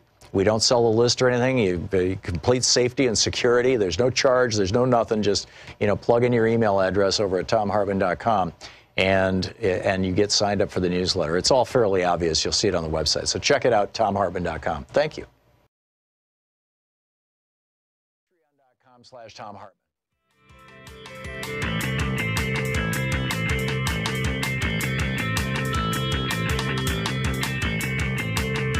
Welcome back. Thom Hartmann here with you. We are debriefing ourselves about the debates last night, as well as, if there's anything else in particular you want to talk about. It is Anything Goes Friday. John in Los Angeles, listening on KPFK. Hey, John, you wanted to speak about age. I'm assuming you're talking about Joe and Bernie. Yeah. And might as well throw Elizabeth Warren in there. She ain't too far behind. The thing is, I think she's 69 or 70, yeah. Yeah. I don't look at the age factor. And I'm advising everyone under the sound of my voice, please don't look at the age factor. Look at the policy factor. And when you look at the policy factor... Look at the what factor? Policy factor. Oh, policy. Okay, got it. And then if you look at the policy factor... I mean, to be honest, Bernie Sanders is the original. Everybody else is a carbon copy. And me being a black man in this country, disabled and horrified because of what's going on in this country, the only real one-shot person, honestly, is Sanders. Everybody else got good lip service, but when you've been through what I've been through in this country, you can tell the difference between a real person who isn't progressive and someone who's just co-opting the term. There's a certain way that a person who is the originator carries themselves. And that is the reason why I'm nervous, because everybody else is giving good lip service, but to be honest, nobody's record stands the test of time like Bernie. Yeah. No. Well, and John, I get it. John, thank you very much for the call. Your points are well taken, and I think probably the most vivid example of that is Kirsten Gillibrand, who just 10 years ago was basically, or maybe 15 years ago, was basically a conservative, and and was holding very conservative positions right up until the last decade or half a decade even. That doesn't mean that she hasn't made a genuine conversion. And I think a number of the candidates up there on that platform last night and the night before, we have to keep in mind, there's been, we've had 20 people now participating in these debates, and I'd love to hear people's thoughts on Wednesday night's debates as well, that I think, frankly, that many of them would not be holding the progressive positions they are now had it not been for Bernie Sanders 4 years ago breaking out and showing that a genuine progressive could catch fire in the United States, could pull an audience of 5,000 people in a small red state town, or 20 or 30,000 people in a big red state town. Bernie proved that. And, whether his time has passed or not is something that the voters are going to decide and the primary process is going to decide. And I think he's still viable. But and now there are people who are pushing back, John Hickenlooper and Michael Bennett and whatnot like that, who are saying, oh, no, you don't. We need to go back to the DLC policies. I think they're going to fade away. I think the Democratic Party has become progressive. And I think, like I said, Bernie pioneered that, and we owe him a great thank you, if nothing else. Linda in Holbrook, Mass. Hey, Linda, what's up? Oh, yes. Hi, Tom. Thank you for taking my call. So I just wanted to weigh in on the debates for the first night, since you asked. I did think Liz Warren did well. I thought Cory Booker stood out. And a surprise to me was that de Blasio. I really didn't know anything about him. And I loved the way he yelled out that, it's not the immigrants that are the problem. Yeah. It's the rich people. I thought, somebody finally said it out loud on TV. Yeah. But secondly, the second night, well, first of all, I will tell you I'm a Bernie supporter and a Liz Warren supporter, both. I've donated to both their campaigns. But I did have to admit, just like you, that Kamala Harris was the standout candidate. I thought she did well. I don't really know all of her positions or whether I would agree with everything that she does. But I thought with Bernie, I just feel like shaking him a little bit and say, expand some of your answers, Bernie. Because when they asked him about the rollout for the Medicare for All and said, how would you implement it? That's what I'm saying. Like I said, he is my candidate, but I think that he needs to be a little more specific about how he I agree. will do. I totally agree, Lynn. And some of these folks who are suggesting that we should have Medicare for All with a 5-year phase-in, that sounds sensible to me. And, I don't know what Bernie's position is on that, frankly. He hasn't said, and I would like him to flesh some of those out. But, the good news is we've got a great crop of progressive candidates. That's really good news. You're listening to the Thom Hartmann Program. Call 202-808-9925. We'll be back with your calls in just a moment. It's 28 minutes, or coming up on 28 minutes past the hour.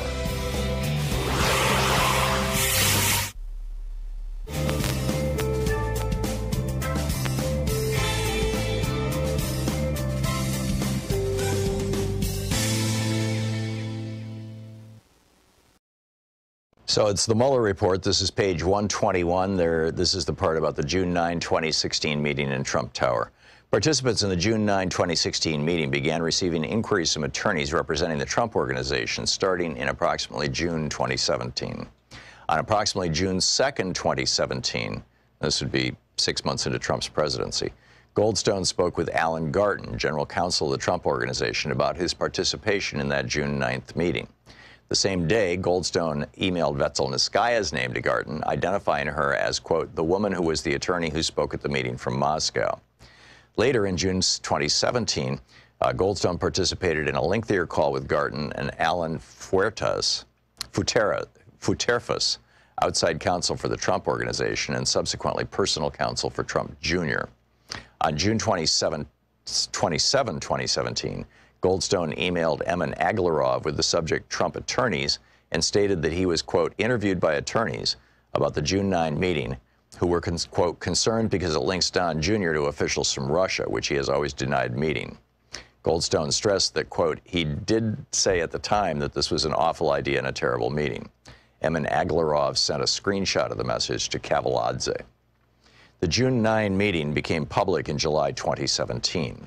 In a July 9, 2017 text message to Emin Agalarov, Goldstone wrote, quote, I made sure I kept you and your father out of this story, and, quote, if contacted, I can do a dance and keep you out of it, end quote.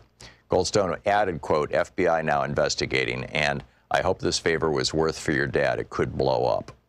On July 12, 2017, Emin Agalarov complained to Kavaladze that his father, Aras, never listens to him, and that their relationship with Mr. T has been thrown down the drain, presumably Mr. Trump.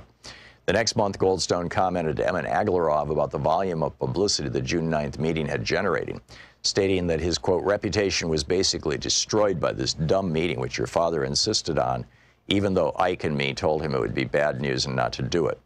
Goldstone added, I am not able to respond out of courtesy to you and your father, so I'm painted as some mysterious link to Putin. After public reporting on the June 9th meeting began, representatives from the Trump Organization again reached out to participants. On July 10, 2017, Futerfas sent Goldstone an email with a proposed statement for Goldstone to issue, which read, quote, as the person who arranged the meeting, I can definitively state that the statements I have read by Donald Trump Jr. are 100% accurate. The meeting was a complete waste of time, and Don was never told Ms. Vetselnitskaya's name prior to the meeting.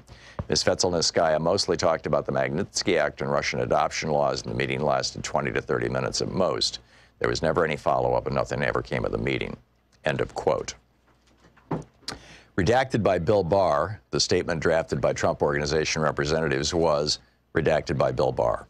He proposed a different statement asserting that he had been asked, quote, by his client in Moscow, Emin Agalarov, to facilitate a meeting between a Russian attorney, Natalia Vetselnitskaya, and Donald Trump Jr. The lawyer had apparently stated that she had some information regarding funding to the DNC from Russia, which she believed Mr. Trump Jr. might find interesting. Goldstone never released either statement. And on the Russian end, there were also communications about what participants should say about the June 9 meeting. Specifically, the organization that hired Samocharnov, an anti-Magnitsky Act group controlled by Vetselnitskaya and the owner of Prevzon, offered to pay $90,000 of Samocharnov's legal fees. At Vetselnitskaya's request, the organization sent Samocharnov a transcript of Vetselnitskaya's press interview, and Samocharnov understood that the organization would pay his legal fees only if he made statements consistent with Vetselnitskaya's. Samocharnov declined, telling the office he did not want to perjure himself. Page 123.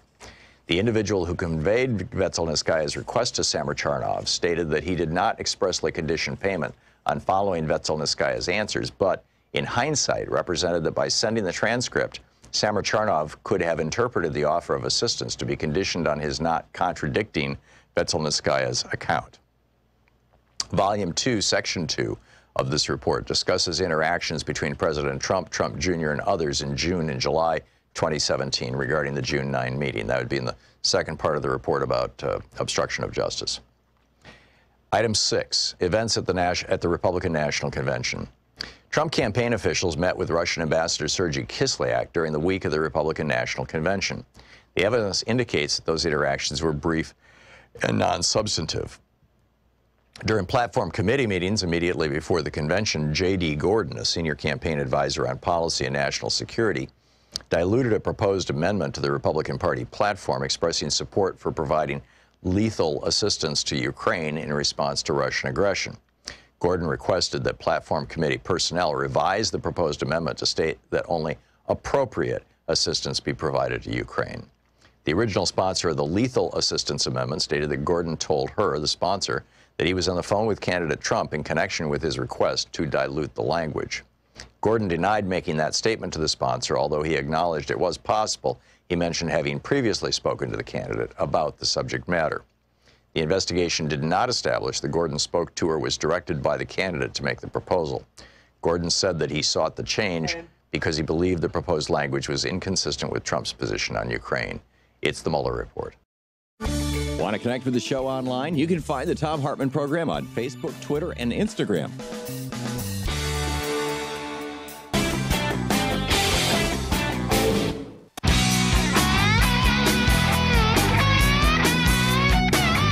Welcome back. Thom Hartmann here with you. It's Anything Goes Friday. We're broadcasting live from WCPT, Chicago's Progressive Talk, and Dennis in Bergenfield, New Jersey. Hey, Dennis, what's on your mind today?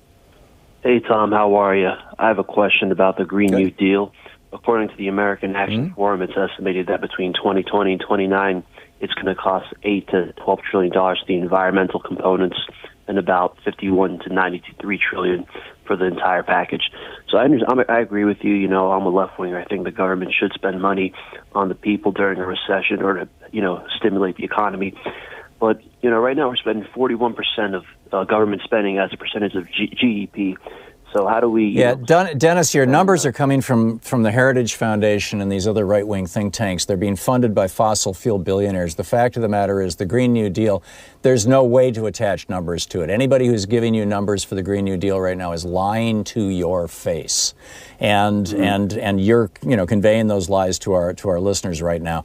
The Green New Deal, as it is right now, is simply an outline. It is a set of proposed broad ideas with no specifics whatsoever. So no, it just, you can try, and I know that the right-wing think tanks, they pay people to call into left-wing shows and say, oh, I'm a Democrat, I love being a Democrat, but geez, can you really afford $35 trillion for health care or for the Green New Deal or whatever it may be? It's a lie, and I really do not allow lies on my program. Tim in Beaverton, Oregon. Hey, Tim, what's up? Yeah, I watched both debates, and one of the major questions they asked them is what the candidates would do their first day in office, and not one of them, I think, came up with the right answer, because it's happening now. It's Trump. It's setting a precedent that could create problems for administrations down the road. What they need to do is get Barr out of there, do an unredacted version of the Mueller report, and prosecute Trump for his crimes. To show that the legal system can actually work. Although Trump could simply appoint another Bill Barr, but I'm with you, and I think Barr, frankly, should be hauled before Congress. Remember Susan McDougal, Tim? Oh, right. Yeah. She refused to testify before Congress and before a grand jury with regard to Bill Clinton and Whitewater. And her husband, her husband died in jail, and she went to jail because she refused to testify. I don't understand why Susan, and I forget her husband's first name, but why the McDougal went to prison. Jim McDougal, that was his first name. Why the McDougals went to prison for refusing to testify, and yet, all these, Trump people are refusing to testify and they're not going to jail. I'm with you, Tim. Tim, thanks a lot for the call. Yes, we need to be doing this. Bob in Tahlequah, Oklahoma. Hey, Bob, what's up? Hey, Tom. Good day to you. Back at you, Bob. What's on your mind? Yeah. Around here, the hippos are the littler animals running through the woods, and the birds and so forth. Still protecting the woods and the water around here, doing what we can. About the debate, I just wanted to chime in. I thought the most cogent thing was Bernie Sanders' closing statement. I think pretty much says it all. We can try to make changes, try to make a better democracy, try to keep working in that direction, but we've got a lot of things that have to be undone so that we can get to that work. And I think his closing statement said it all. I think it's a very fervent discussion. I think it's great that so many people are involved. I think it points to what you're saying, hope for democracy. Yeah, so I am totally with you, Bob, and totally agree. And Bernie's closing statement was brilliant. There were a number of great and brilliant statements there. And, let's just let's just hope it keeps up. Bobby in Baltimore, Maryland. Hey, Bobby, what's on your mind today? Hey, Tom. How you doing? Thanks for having me. A big fan of your show. Thank you. So with last night, I think we need to step back and really remind ourselves that there are a lot of debates moving forward. And I think Kamala Harris did a great job of skewering Joe Biden on a lot of issues that need to be discussed. However, she is going to get hammered on criminal justice in the future debates, whether it be in 2008 when she supported the transition of undocumented youth to ICE as prosecutor, whether it's she prosecuted parents of truant children, and also her choice not to prosecute Steve Mnuchin from One West who is now the Treasury Secretary, but he was called the Robo King and was one of the biggest criminals of the 2008 mortgage crisis, and she chose not to prosecute him. So I think, I know, and she has answered those questions before, and she's going to have to answer them again. And as they're, she went after Biden, and because he was at the top of the polls. As she's rising in the polls, people are going to start coming after her, and I think you're absolutely right, Bobby. And your first point, I think, is the really important point. It's going to be a year, more or less, before we even have a candidate. There's going to be a whole bunch of debates in the interim. This field of 20 is going to get winnowed down fairly quickly, I believe, and so let's not count anybody in or out yet. In fact, the New York Times, I was just looking at the New York Times, a very positive piece even on Marianne Williamson and how she did. Andrew Yang, I thought, was a little too wonky speak. I thought Marianne did a great job. I thought, I really like all of these people. There's not a single one of the 20 who I wouldn't vote for in a heartbeat. I'm not enthusiastic about Hickenlooper and his trashing democratic socialism, or Michael Bennet basically saying the same thing, but I would vote for either one of them in a heartbeat. My concern is if we end up with one of those guys as the candidate, that the base, particularly the millennial base, is just going to walk away. They're not going to vote. And, which in part is how we got Donald Trump, because Hillary Clinton wasn't exciting them either. So we'll see how it shakes out. John in Minneapolis. Hey, John, what's on your mind? Yeah, if I was a person of color, I'd have a lot of problems with the past of Joe Biden, particularly his relationship with known segregationists and his, saying that they were very civil. He liked working with them. And I think this is a big problem for him. And I'm on the left end of the party. I always have been a progressive. And I think that the party and this country has moved so far to the right. I think we need to have candidates that have real vision, like Elizabeth Warren or Bernie Sanders or whoever. There are a lot of very good people up on that stage that would fit that bill. And I would say that the leadership of the Democratic Party is really not doing anything for the party by not asking him to account for what he had said, because, he comes off as being very arrogant, in my opinion, and I'm sick of it. Yeah, well, the voters and the polls will start to reflect that. And, what you may perceive as arrogance, somebody else may perceive as experience, or, hey, he's the vice president, he deserves some respect.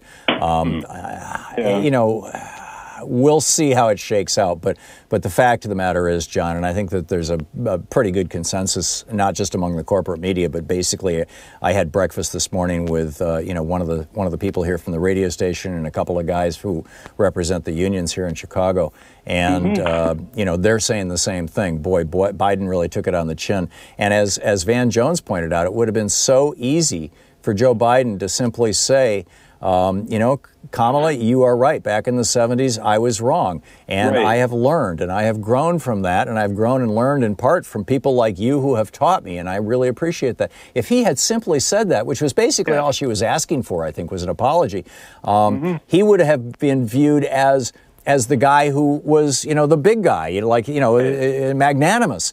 But, instead he tried to defend himself, and it just ended up really bad. John, excellent point. Thank you very much for the call. Janet in Spirit Lake, Idaho. Hey, Janet, we got a minute to the break. What's up? Okay. I think Bernie won last night's debate. He had the strongest closing remarks, or at least I think he would have won if they hadn't given Kamala Harris almost 2 minutes, at least 3 times, and they gave her a minute and a half when they said she had 30 seconds. But I do think Biden hit her with the I was a public defender versus a prosecutor comment. I also think Pete Buttigieg was hurt by the policing issue. I don't think he handled that well. And I think the first debates, I watched both. I think Tulsi won the first debate. She had more Google hits after, and her report of... Well, that's being driven by the Republican Party and Matt Drudge. They are, and Tulsi is on Fox News a lot. So you've got a lot of, that Drudge poll that put Tulsi at the top that is all over Breitbart and all the right-wing media. That's being pushed by the right-wingers, and I'm guessing because they think that if they can promote, they've picked a candidate who's probably not going to be the nominee to promote, to screw up which is not to say Tulsi Gabbard being there is screwing anything up, but, they're trying to mess with it, frankly. Well, those are not reliable polls, Janet. Al-Qaeda in Saudi Arabia, I think, was really strong. And she was spot on. She was spot on. And again, I think, the first debate, Warren, Castro, and Booker were all given huge chunks of time. And it's easy to be perceived as the winner when you're given that much time to speak. And I just think last night it was Kamala Harris. They gave her huge amounts of time. They didn't even try to interrupt her until almost a minute and a half in one time. That's just... It hurts. Yeah, and this is the media putting their thumb on the scale, just like they did for Donald Trump back 4 years ago.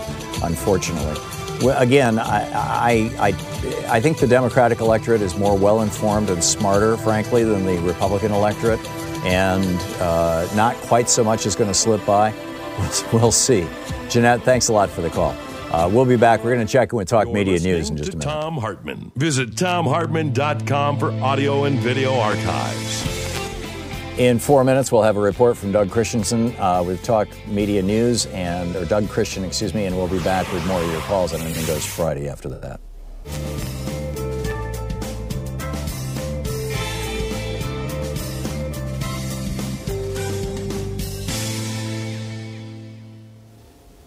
Okay. Steve in Temecula, California. Hey, Steve, what's on your mind today? Thanks for watching Free Speech TV.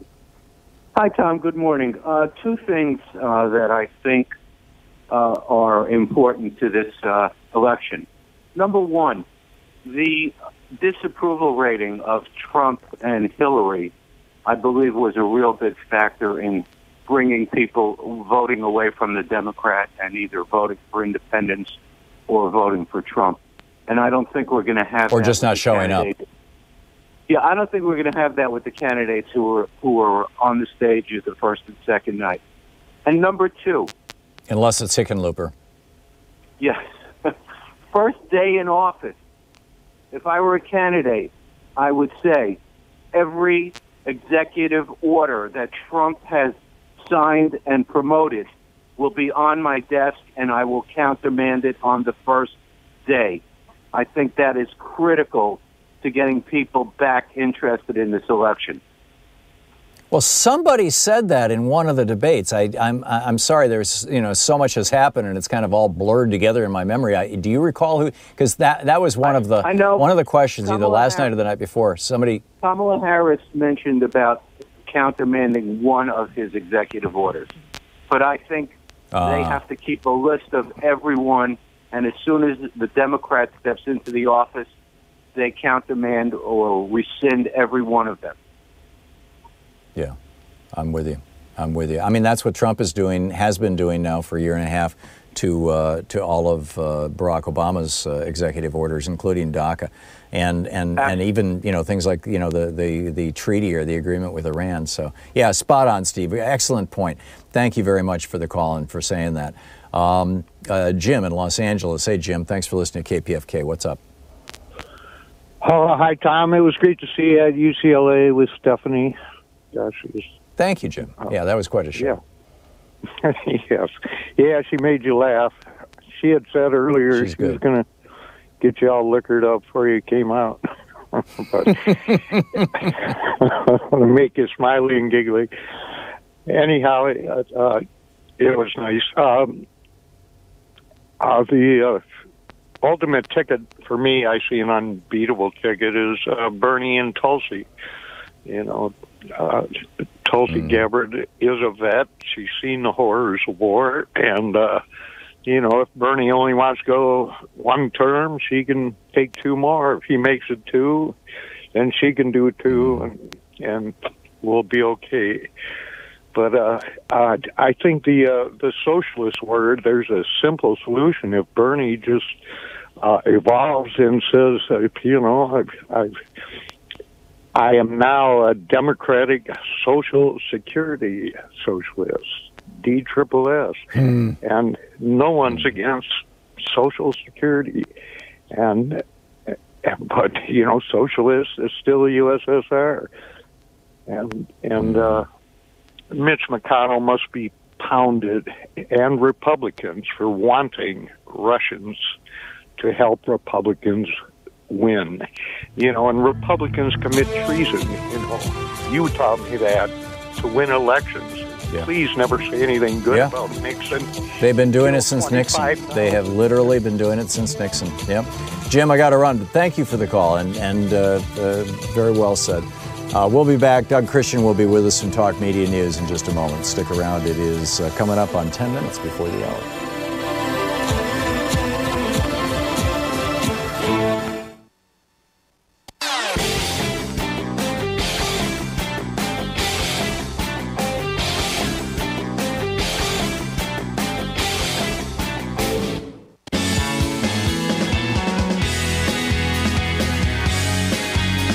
So let's check in with Talk Media News and find out what's up in the world today. This report brought to you by goatsfortheoldgoat.com and Loving What You Do, a new book by Ellen Ratner. On the line with us is Doug Christian. Hey, Doug, what's up? Hey, Tom. Good to see you, or speak with you. Anyway, a lot is happening, of course. Trump is in Osaka, Japan right now, where he joked with Vladimir Putin over his over meddling in the election. A reporter asked him, Are you going to ask Putin if you not to meddle in the 2020 election? And Trump turned over to Putin, smiling, said, "Don't meddle in the election." Smiled, and they both smiled and joked over that. And of course, the same day, Jimmy Carter has asserted that Trump would not have been elected had not the Russians interfered in the election. I agree. Yeah, I agree with Carter. And then the follow-up question for Carter was, is that an illegitimate presidency? And Carter said yes. Trump is an illegitimate president. He was not elected by the majority of the people. And frankly, even his electoral college victory, I think, is the result of foreign interference in our elections. Not to mention the Republican efforts to throw people off the polls, off the voting rolls. So I do not consider Donald Trump to be a legitimate president. I don't consider him my president. What else is up, Doug? Well, Nancy Pelosi lost she suffered a rare loss in Congress yesterday when she couldn't get passed before the recess a bill to supplement. It was $4.6 billion bill, which seems like a lot, but not in this, not for U.S. budget. $4.6 billion supplemental bill to fund ICE and Border Patrol. And what Nancy Pelosi specifically wanted was that certain monies would be earmarked toward immigrants, toward the migrants, and make sure that the money was being spent appropriately. But moderates in both the Senate and the House rejected her machinations to make that happen. So she actually it was these blue dog Democrats in the Senate who really did it. Chuck Schumer, and I mean, there were only 6 Democrats in the Senate who said no, we're not going to give Mitch McConnell what he wants. And so Pelosi was basically stuck. I mean, she had no choice but to say, let's go ahead. But, you know, Steny Hoyer and James Clyburn are still cutting the Blue Dogs all kinds of slack. These Republicans in the House of Representatives who call themselves Democrats and who get elected as Democrats. And this is there's a great post about this over at Daily Kos by Joan McCarter. The headline is Pelosi caves on border funding, but Schumer's the main culprit in this defeat. It's really unfortunate. What else is up, Doug? Well, Chuck Grassley is the chairman of the Finance Committee. He is now counseling, trying to be Trump, not counsel Trump not to be Trump, saying don't disparage your opponents, don't name call, don't launch ad hominems. That's about as hopeless as about anything. I can't think that any kind of advice like that. Wait a minute, who's saying this? Chuck Grassley. Oh, yeah, all right. Chuck Grassley. I mean, talk about past your prime. Chuck Grassley is losing it. He's also, though, he is not running for re-election, is he? I don't think so. I actually sat with his wife just a few weeks ago, and I don't think so. I think they're going to go back to Iowa. He's the elderly Republican from Iowa. Joni Ernst is the new upcoming face, and that, if he does, and I don't think he's up for re-election this time around. I think it's 4 years from now, or am I wrong? I don't recall. I don't remember, but I think you may be right, but I don't remember. Yeah. But in any case, he's very much yesterday's news. What else is up? Well, I mean, of course, Congress is going off on recess today. So both the White House, where I'm sitting right now, and the Capitol building, they are about as empty as you'd ever see them, because all lawmakers are out of this town, and of course, people are ramping up for the 4th of July. We used to call it 4th of July celebration, but now Donald Trump wants to rebrand it as a salute to America. And Code Pink has actually gotten permission from the Park Service to fly the baby Trump blimp right over Trump as he is speaking at the Lincoln Memorial. So that's great. Yeah, so it might be its own interesting form of fireworks, and of course Trump is. God bless Medea Benjamin. Yeah, it's really. It's theater in action, is what it really is, and of course I think that. Yeah, I think that Trump does not like that blimp at all. So it is effective. How do you know that? Has he ever commented on it? Yeah, he has. He said he doesn't feel welcome because at first it appeared in London, and he said he didn't feel welcome with it. That is all the more reason to fly that blimp. Yeah, with the diaper and the little tiny hands. Yeah, and his, other news, and those Doug? raccoon eyes where he's got that. He puts the tanning goggles on, and so he's a very strange character. He's most peculiar. And of course, there is the very and there is something that's also lingering, and that is that we do have right now the most cogent, damning accusation of an assault on a woman by Trump, and this, by all measure, is a rape. And the woman who actually wrote the Preppy Handbook, who was the woman who came out with this, said, told two colleagues at the time that this happened, that it had happened. So, yeah. Trump said that he could shoot somebody on Fifth Avenue and his numbers would go up. Bergdorf Goodman is on Fifth Avenue, the store where he raped, I think it's E. Jean Cummings, if I'm remembering correctly. Yeah, that's right. He raped a woman on Fifth Avenue, and for the Republican Party, his numbers are probably going up. Doug Christian with Talk Media News. Thanks, Doug. Have a good weekend. Thanks, you too. We'll be back. You're listening to Thom Hartmann.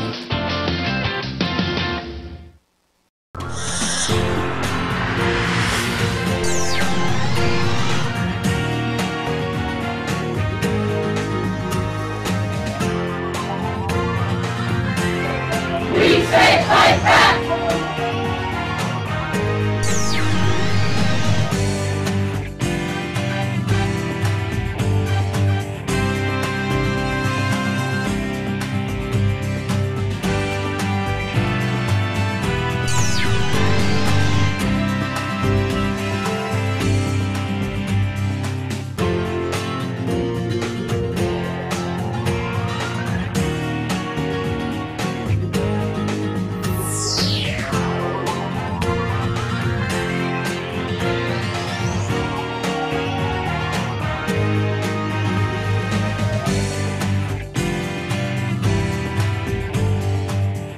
know, every day here on the Thom Hartmann Program, Louise and I and our team, Sean, Nate, Shira, Dave, Chase, Sue, Nigel, Ron, we all work to put together the very, very best show we possibly can. And there's an enormous amount of work that goes into the show.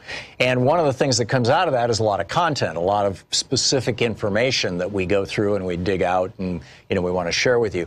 And Sue puts that into our newsletter every week. And I think you will, if you don't already receive our newsletter, it comes in email every day, about an hour after we're off the air, or maybe a couple hours after we're off the air. And Sue goes through and pulls literally every link to every story that we talked about and puts it into the newsletter. It's free. We don't sell the list or anything. You complete safety and security. There's no charge. There's no nothing. Just, plug in your email address over at thomhartmann.com and you get signed up for the newsletter. It's all fairly obvious. You'll see it on the website. So check it out, thomhartmann.com. Thank you.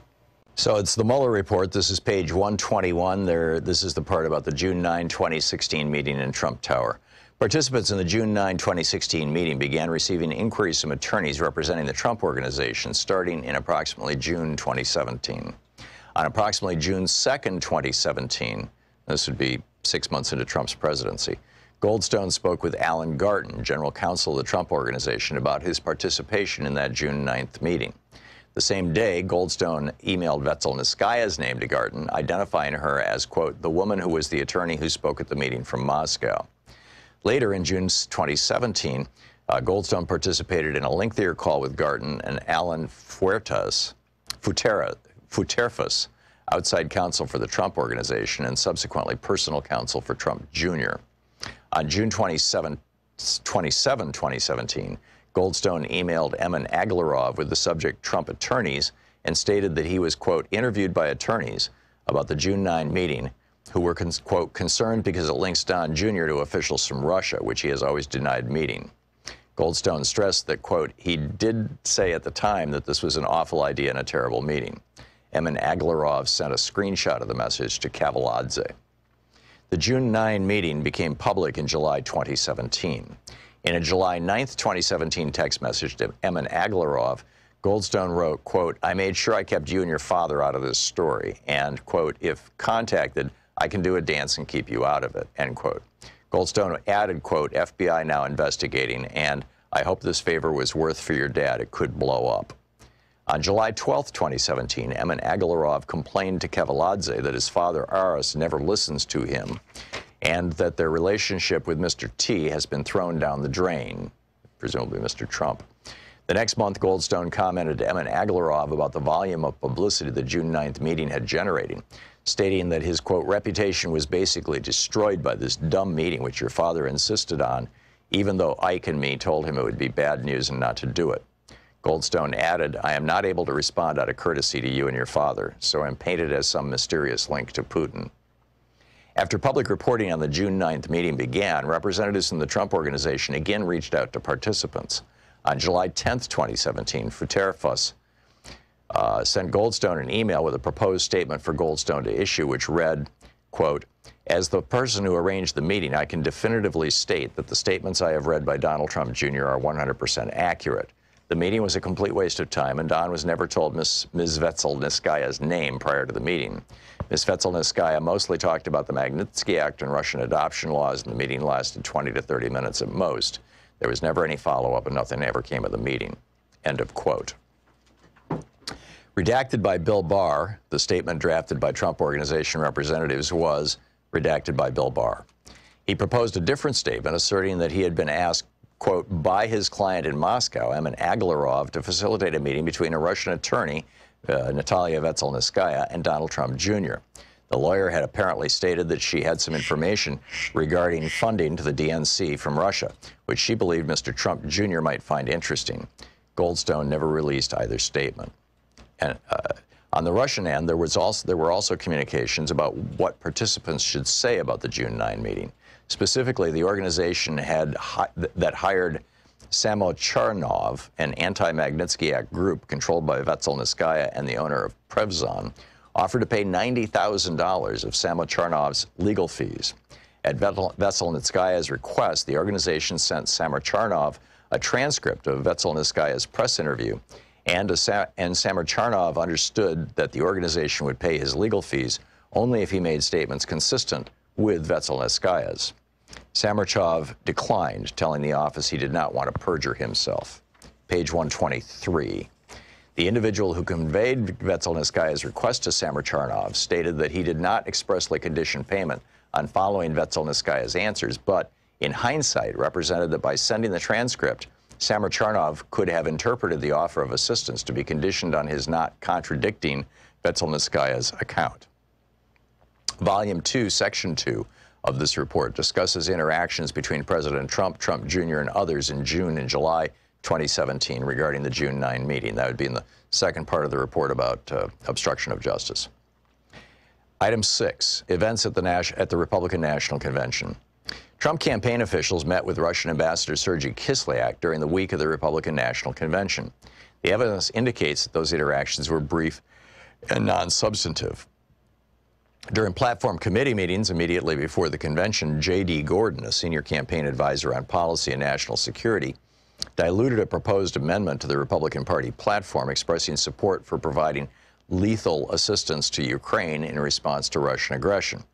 Gordon requested that platform committee personnel revise the proposed amendment to state that only appropriate assistance be provided to Ukraine.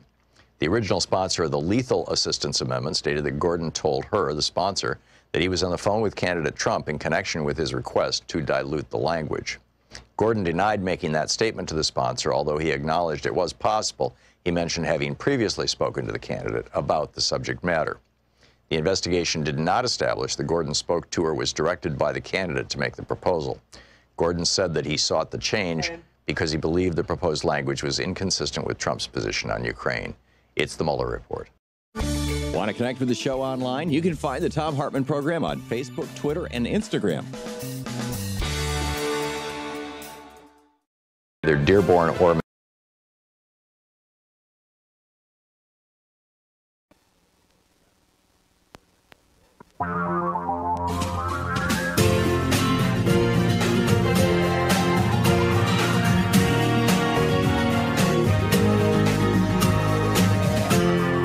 This is the Thom Hartmann Program. And welcome back. I'm live in Chicago at Chicago's Progressive Talk, WCPT, doing our show from here. I'll be at Frugal Muse Books tonight in Darien and in St. Paul, what do you call it? The Twin Cities tomorrow. The location is Next Chapter Booksellers, formerly known as Common Good Books, in St. Paul. On the line with, and it's Anything Goes Friday, we're talking about the last two nights of debates broadly, but also Anything Goes Friday, anything you want to talk about. But first, I wanted to bring in Professor Cass Sunstein. He's the Robert Walmsley University professor at Harvard from 2009 to 2012. He was the administrator of the White House Office of Information and Regulatory Affairs. He's the founder and director of the program on behavioral economics and public policy at the Harvard Law School, the author of numerous books, including his latest, Impeachment, A Citizen's Guide. And Professor, it's been a while since you've been on the program. Welcome back. Thank you so much. Pleasure to be here. It's great having you with us. There is a slight delay in the telephone, just to give you a heads up on that, because I'm remote and it's having to bounce all over the place. And by the way, I should add your Twitter handle is Cass Sunstein, CassSunstein. Your thoughts on impeachment? You've written this book, Impeachment, A Citizen's Guide. Lay it out for us. Lay out the argument. Well, the basic argument is that we couldn't have had the Constitution without the impeachment provision, that the Constitution was chosen against the background of the American Revolution, which was an attack on monarchy, actually a literal attack on monarchy. And the idea of impeachment was we would have a powerful executive, as we ended up having, but only on condition that we, the people, would have not only the 4-year election cycle, but also an opportunity to say, you know, there's been something that's so egregious that the president can't be president anymore. And this was essential to the survivors of the American Revolutionary experience, to thinking that we weren't betraying the principles for which people had lost their lives. You know, Hamilton also wrote in one of the Federalist Papers that the Electoral College would prevent a person of low character from becoming president. Is this discussion? Yeah. How? I mean, you know, we've had two presidents where there's been an attempt to impeach them. You've got Andrew Johnson back in the 1860s, and and of course Bill Clinton. What lessons do you take from those efforts? And Richard Nixon, obviously, in 73, I guess it was. Yeah, I actually think the strongest lessons come from the founding period, and though I'll talk a little bit about Johnson, Clinton, and Nixon. The really important thing in the founding period is that impeachment is for gross abuses of presidential authority. That's the basic target. So if you have something that involved something that wasn't a crime, or did I lose you for a sec there? If you have something that was an egregious violation of the president's duty, then you can impeach him. So a terrible crime, of course, would be impeachable. Even if we don't have a crime, it would be impeachable if it's an egregious misuse of authority. So I think that's the basic. Yeah. Now my understanding actually is, if I may interrupt just a second, but just to stay on that topic for a moment, I think it was Lawrence Tribe on this program who said that the phrase "high crimes," which to our ears sounds like a serious felony, like shooting somebody on Fifth Avenue or raping somebody on Fifth Avenue, but in fact, in the language of 1787, what high crimes meant were crimes against essentially democracy, or crimes against the republic, things that might not be violations of a criminal code, things that you couldn't necessarily go to jail for, but were such egregious abuse of office, such egregious crimes. Again, the word has a slightly different meaning.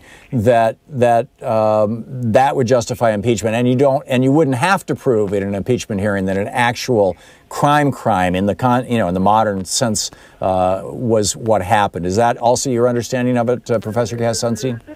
Completely. That emerges unambiguously from the founding period. So if the president goes on vacation for 9 months and doesn't do his job, that's an impeachable offense. That's a misdemeanor, meaning a bad action within the meaning of the Constitution. If the president suppresses civil rights and civil liberties, runs roughshod over the Bill of Rights, that would clearly be impeachable, even though it's not a crime. James Madison was clear that an abuse of the pardon power would be a criminal offense, and it was clear even at the convention that if you obtain the presidency through illegitimate means, for example, by doing something untoward, let's say, with the Electoral College, that would be an impeachable offense, and it wouldn't matter whether it was technically a crime. So let's... Now, Jimmy Carter has said that forgive my interrupting again, but this is a fascinating line of inquiry. Jimmy Carter yesterday, or the day before, it was reported this morning, at a forum at the Carter Center, said that it is his opinion that Donald Trump is an illegitimate president, that this little tiny margin in Ohio, Wisconsin, and Pennsylvania would not have happened had the Russians not poured all this money and effort into social media and perhaps other ways of messing with our election. And we know now Bill Barr has blocked 7 of the investigations that Robert Mueller started. We have yet to find out what they were, but is it possible that simply his being elected with the help of foreign, and now there's also evidence that Saudi Arabia was messing in the elections, the UAE, and individuals in Israel as well. Is it possible that is impeachable? No. So if the president was elected as a result of foreign help, that is definitely not impeachable, because as far as we've discussed so far, he was not coordinating or conspiring with the foreign government to get that help. So we need to have an offense, a grave offense, by the president himself, and the Mueller report is very clear that there was no criminal offense between the Trump campaign and Russia. So that would not be a legitimate basis for impeachment. Okay, so we have about a minute and a half to finish up your thoughts on the other impeachment efforts. Okay, so I think the thing to focus on is, has there been an egregious misuse of presidential authority? And this is something we have to ask through a veil of neutrality, meaning we can't think we love President Trump, so of course he shouldn't be impeached, or we despise President Trump, so of course he should be impeached. Those have to be put to one side. This is a very grave matter we're discussing. The second volume of the Mueller report does come very close to finding obstruction of justice with respect to the Russian investigation, and there's no reason that Congress has to agree with the Mueller report, but the fact-finding is sufficiently concerning, and I'm using a very soft word there, sufficiently concerning, that we're very much in the ballpark of legitimating an impeachment inquiry with the kind of solemnness that our commitment to self-government requires. Yeah. So you think that he has already committed impeachable offenses, essentially? Definitely not. So I've been very focused on the Constitution and the American Revolution, and not on this particular president. I think that would be the right way to go for someone to work for President Obama, and I'm definitely not saying he's committed impeachable offenses. But the Mueller report, the second volume in particular, suggests some very grave actions which would legitimate an inquiry into the question. And if the inquiry were started with clarity that he did or didn't commit impeachable offenses, then it wouldn't be an inquiry. Fascinating stuff. Professor Cass Sunstein, always great talking with you. The Twitter handle, Cass Sunstein. Professor, thank you so much for dropping by today. Thank you. Pleasure. Thank you. Fascinating conversation. We'll be right back with Anything Goes Friday and our conversations about what's, your thoughts on the debates and all that sort of stuff right after this. This is the Thom Hartmann Program. Stick around. We'll be right back. It's Anything Goes Friday.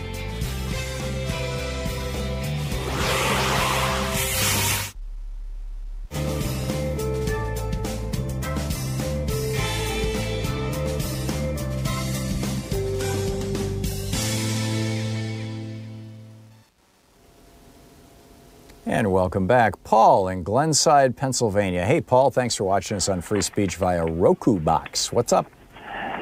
Well, Tom, I want to commend you. You are the Switzerland for all of us Democrats, leftists, unionists, environmentalists, what have you, civil rights campaigners, and you let us all speak our mind about these individual candidates, and you don't really try to take sides or grind an axe one way or the other. So that's good. We need a place to come to, and I guess this is our safe place, Tom. You're it. I'd like to start by, in terms of the two debates, I'd like to start by eliminating some people. So I'm going to try to follow your path of decency, for want of a better word. I think it's a good word. We need to make a decision. We're going to have to pick someone at some point, but it's a pretty large crowd. So I'm going to start with, I think, the two people I could absolutely eliminate. Joe Biden and Marianne Williamson. I'll start with Marianne. I was actually surprised by her. I think what she had to say really tapped into something that it wasn't a lot of political doublespeak, which we saw plenty of. I think she tagged Donald Trump for his power, which is basically he's a propaganda hate machine, and she says we need to launch a propaganda love machine. I think she had more insight in one sentence than probably all 4 hours of that debate put together. It doesn't make her a good politician, but it makes her a great advisor. But she's got to go. Yeah. She does. I don't really think she can handle a campaign, but she made an important contribution. Now on to Joe Biden, why he should absolutely go. Joe Biden looked more like a GQ fashion model, weatherman on TV with his pearly whites and his captivating smile, and right next to Bernie, who was like, look, this rumpled old guy, and they're both the same. I think Joe's older than him. Obviously, Joe Biden makes every effort to just glide right into some sort of entitled position. It's my turn to run for president.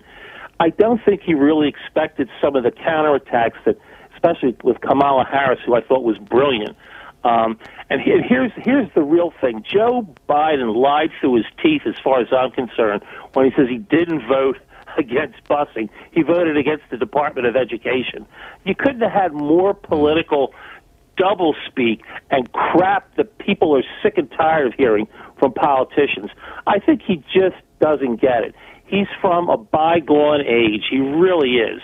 I don't know what else to say. I mean, I don't think he's evil incarnate or anything like that.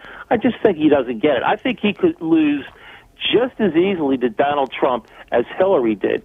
They're cut from the same mold. They have the same advisors, the same mindset, which means he's going to make the same mistake she did, and could very well lose. And I can't even risk that. I can't have somebody like him in there who really doesn't get what it is he's doing. And here's the worst thing about him. When he said, well, I want to reach across the aisle. I can work with other people. Back in 1975, when he was working with busing segregationists, he didn't need to compromise.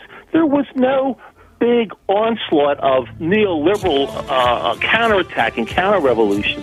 The Democrats owned the complete Congress for like 50 years at that point, since the Depression, before the Depression with FDR.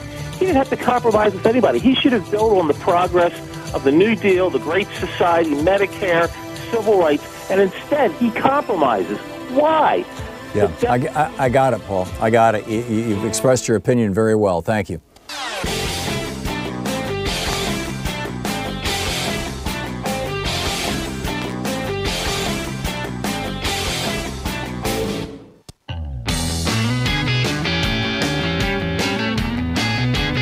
It's Anything Goes Friday. We're broadcasting live from Chicago's Progressive Talk, WCPT, and tip of the hat and many thanks to them for use of the studios and everything. Mark in San Diego. Hey, Mark, what's on your mind today? Hey, Tom. I want to chime in on the debate, but first, can we all agree that Chuck Todd should get nowhere near a debate stage for the rest of his life? I mean, my God, the guy is and frankly, I'd like to see somebody replace him with Meet the Press because, well, don't get me started. Yeah.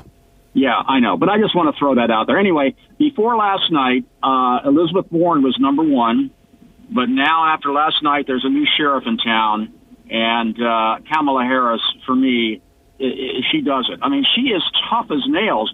And the thing is about Elizabeth Warren, the only reservation I had, and I know it's kind of superficial, so don't get angry at me, but it's just this way in the day and age of TV.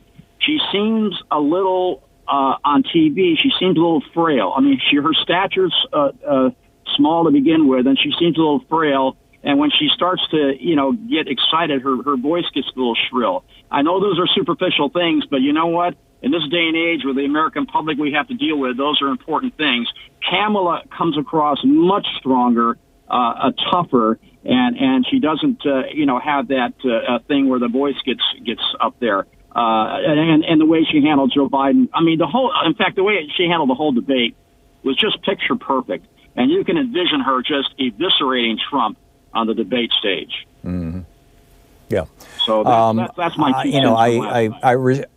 Yeah, I get it, Mark, and thank you. I respectfully disagree with your characterization of Warren. She that might have been an accurate characterization 2 years ago. She has, I thought her performance Wednesday night was forceful. I thought shrill is a word that men like to use to describe women that has been used to put down women for years and years. When the same thing being said by a man would be called forceful. Women can't drop their voice 3 octaves into the register I'm using right now, unfortunately. But it's simply life. But I think that your analysis of Kamala Harris, is somebody who could. This is our secondary consideration, Mark, and thank you for your comments. Our primary consideration is, this is our primary consideration is who can beat Donald Trump. Donald Trump is going to come out fighting. Donald Trump, was trained by the very, very best that NBC had to offer in how to do reality television. And before that, he was in Worldwide Wrestling. I mean, in fact, he's got the former president of the Worldwide Wrestling Group, whatever it's called, in his cabinet. Linda McMahon. I mean, he was buddies with her husband. He had a phony wrestling match with the guy. So I think that that, you know, Kamala Harris clearly came across last night as somebody who can take names and kick ass. And that was that was probably the main thing that she had to do last night. And that's why everybody's talking about her. We'll see. I mean, there's still a lot of time to go. And we'll see how it shakes out. James in Spokane, Washington. Hey, James, what's up? Hey, Tom, I wanted to say a word or two about that war criminal spoiler, Joe Biden, but I'll pass on that and go to my main topic. If the richest 1% in our economy are taking 50% of the profits, now I'm not profound in math, but I can do basic math without a computer. Isn't it just a matter of 5 or 6 years if it goes on unabated, maybe 7 or 8, that they have it all? Well, no, they're taking 50% of the gains. Well, actually, you know, it depends. You can look at 50% of the wealth, and I'm sorry, I don't have the numbers right here in front of me. You know, I keep them back in Portland. Bernie has them all memorized. God bless him. But you know, for example, 83% of the benefits from the tax cut went to the top 1%. That, you know, so yeah, in a way it is a matter of time. This is why we've seen the bottom 50% of Americans lose $900 billion in wealth over the last, I believe, the last 20 years, if I'm recalling correctly. But yeah, this is what's happening. The middle class is being wiped out, and the very rich are getting very, very richer at a mind-boggling rate. Just an absolutely mind-boggling rate. Connie in Tip City, Ohio. Hey, and by the way, I respectfully, I'd like to disagree about calling Joe Biden a war criminal. Let's not have that kind of rhetoric on this program.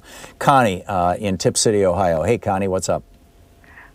Tom, thank you for taking my call. I just wanted to talk about when Pete Buttigieg mentioned that the Chinese were busy confiscating intellectual property to extend world dictatorship. As someone who retired from the computer career, this kind of gave me the shivers. And when I think about things like knowing that the Russians successfully interfered in the 2016 election, what do you predict will occur if the Russians successfully interfere in the 2020 election? To me, it looks like interference is definitely going to occur again. And if we, the people, are divided as Putin planned, and Russia unites with China against Europe and the U.S. via technological means, are we not paying enough attention to this? As a people, how do we step back and formulate a plan to prevent this? Both the technological dictatorship. Yeah, I think we have an unholy alliance between Vladimir Putin and Mohammed bin Salman and Benjamin Netanyahu, you know, doing everything they can to make sure that Donald Trump gets reelected president. And if they are successful, to use your word, Connie, he will be reelected. And that's why, you know, we have to do everything we can to try and stop that. And frankly, I think Mitch McConnell is betting on that, and that's why he's refusing to allow legislation that would simply make our voting machines secure. It is just wrong. Connie, thank you for the call. Sandy in Norwood, North Carolina. Hey, Sandy, what's on your mind today? Well, I've been a Bernie bot for a long, long time, ever since he was mayor of Burlington. But, you know, I don't know whether he's going to make it this time, even though he's right up there on Sandy, I'm sorry, I missed a time cue there. I'm going to put you on hold, and we'll pick you up on the other side of the break. My apologies. That was entirely my fault. We'll be back, and we'll start off with Sandy on line 4 right after the break. We'll stick around. We'll be right back. It's Anything Goes Friday here on the Thom Hartmann Program. We're broadcasting live from Chicago's Progressive Talk, as in Chicago's Progressive Talk, WCPT, AM 820. You're Chicago. listening to the Thom Hartmann Program. Call 202-808-9925. And a tip of the hat and many thanks to Antonio and Mark and you know, all the great folks here at Chicago's Progressive Talk.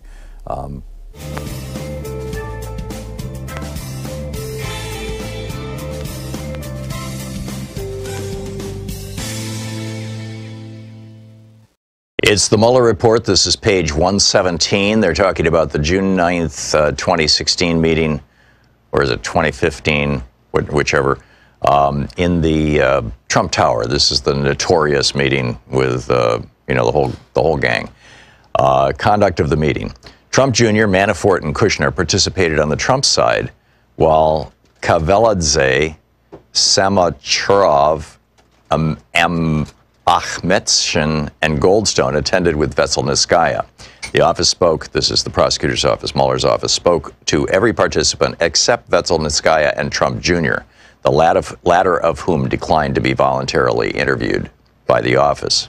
And the rest of that paragraph was redacted by Bill Barr. The meeting lasted approximately 20 minutes. The next sentence, redacted by Bill Barr. Gladstone recalled that Trump Jr. invited Vetselnitskaya to begin, but did not say anything about the subject of the meeting. Participants agreed that Vetselnitskaya stated that the Ziff brothers had broken Russian laws and had donated their profits to the DNC or the Clinton campaign. She asserted that the Ziff brothers had engaged in tax evasion and money laundering in both the United States and Russia. The next sentence was deleted by Bill Barr. According to Akhmetshin, Trump Jr. asked follow-up questions about how the alleged payments could be tied specifically to the Clinton campaign, but Vetselnitskaya indicated that she could not trace the money once it entered the United States. Kavaladze similarly recalled that Trump Jr. asked what they have on Clinton, and Kushner became aggravated and asked, "What are we doing here?" Akhmetshin then spoke about U.S. sanctions imposed under the Magnitsky Act and Russia's response prohibiting U.S. adoption of Russian children. Several participants recalled that Trump Jr. commented that Trump is a private citizen and there was nothing they could do at that time. Notes that Manafort took on his phone reflect the general flow of the conversation, although not all of its details. At some point in the meeting, Kushner sent an iMessage to Manafort stating, "waste of time," followed immediately by two separate emails to assistants at Kushner companies with requests that they call to give him an excuse to leave. Samochorov recalled that Kushner departed the meeting before it concluded. Vetselnitskaya recalled the same when interviewed by the press in July 2017. Vetselnitskaya's press interviews and written statements to Congress differ materially from other accounts. In a July 2017 press interview, Vetselnitskaya claimed she has no connection to the Russian government and had not referred to any derogatory information concerning the Clinton campaign when she met with the Trump campaign officials. Vetselnitskaya's November 2017 written submission to the Senate Judiciary Committee stated that the purpose of the June 9 meeting was not to connect with the Trump campaign, but rather to have a private meeting with Donald Trump Jr., a friend of my good acquaintance's son, on the matter of assisting me or my colleagues in informing the Congress members as to the criminal nature of manipulation and interference with the legislative activities of the U.S. Congress, end quote. In other words, Vetselnitskaya claimed her focus was on Congress and not the campaign. No witness, however, recalled any reference to Congress during the meeting. Vetselnitskaya also maintained that she, quote, attended the meeting as a lawyer of Denis Katsiev, end quote, the previously mentioned owner of Prevzon Holdings, but that she did not introduce herself in this capacity. In a July 2017 television interview, Trump Jr. stated that while he had no way to gauge the reliability, credibility, or accuracy of what Goldstone had stated was the purpose of the meeting, if, quote, someone has information on our opponent, maybe this is something, I should hear them out, end quote. Trump Jr. further stated in September 2017 congressional testimony that he thought he should, quote, listen to what Rob and his colleagues had to say, end quote. Depending on what, if any, information was provided, Trump Jr. stated that he could then, quote, consult with counsel to make an informed decision as to whether to give it any further consideration. Page 120. After the June 9 meeting concluded, Goldstone apologized to Trump Jr. According to Goldstone, he told Trump Jr., the rest of that is that sentence deleted by Bill Barr, and told Emin Agalarov in a phone call that the meeting was about adoption. The rest of that sentence is deleted by Bill Barr. Aras Agalarov asked Kavaladze to report in after the meeting, but before Kavaladze could call, Aras Agalarov called him. With Vetselnitskaya next to him, Kavaladze reported that the meeting had gone well, but he later told Aras Agalarov that the meeting about the Magnitsky Act had been a waste of time because it was not with lawyers and they were, quote, preaching to the wrong crowd. C. Post-June 9 events. Vetselnitskaya and Aras Agalarov made at least 2 unsuccessful attempts after the election to meet with Trump representatives to convey similar information about Browder and the Magnitsky Act. On November 23, 2016, Kavaladze emailed Goldstone about setting up another meeting with T-People and sent a document bearing allegations similar to those conveyed on June 9th. Kavaladze followed up with Goldstone, stating that Mr. A, which Goldstone understood to mean Aras Agalarov, called to ask about the meeting. Goldstone emailed the document to Rona Graff, saying that Aris Aglarov has asked me to pass on this document in the hope it can be passed to the appropriate team. If needed, a lawyer representing the case is in New York currently and happy to meet with any member of the transition team. Page 121. According to Goldstone, around January 2017, Kavaladze contacted him again to set up another meeting, but Goldstone did not make the request. The investigation did not identify evidence of the transition team following up.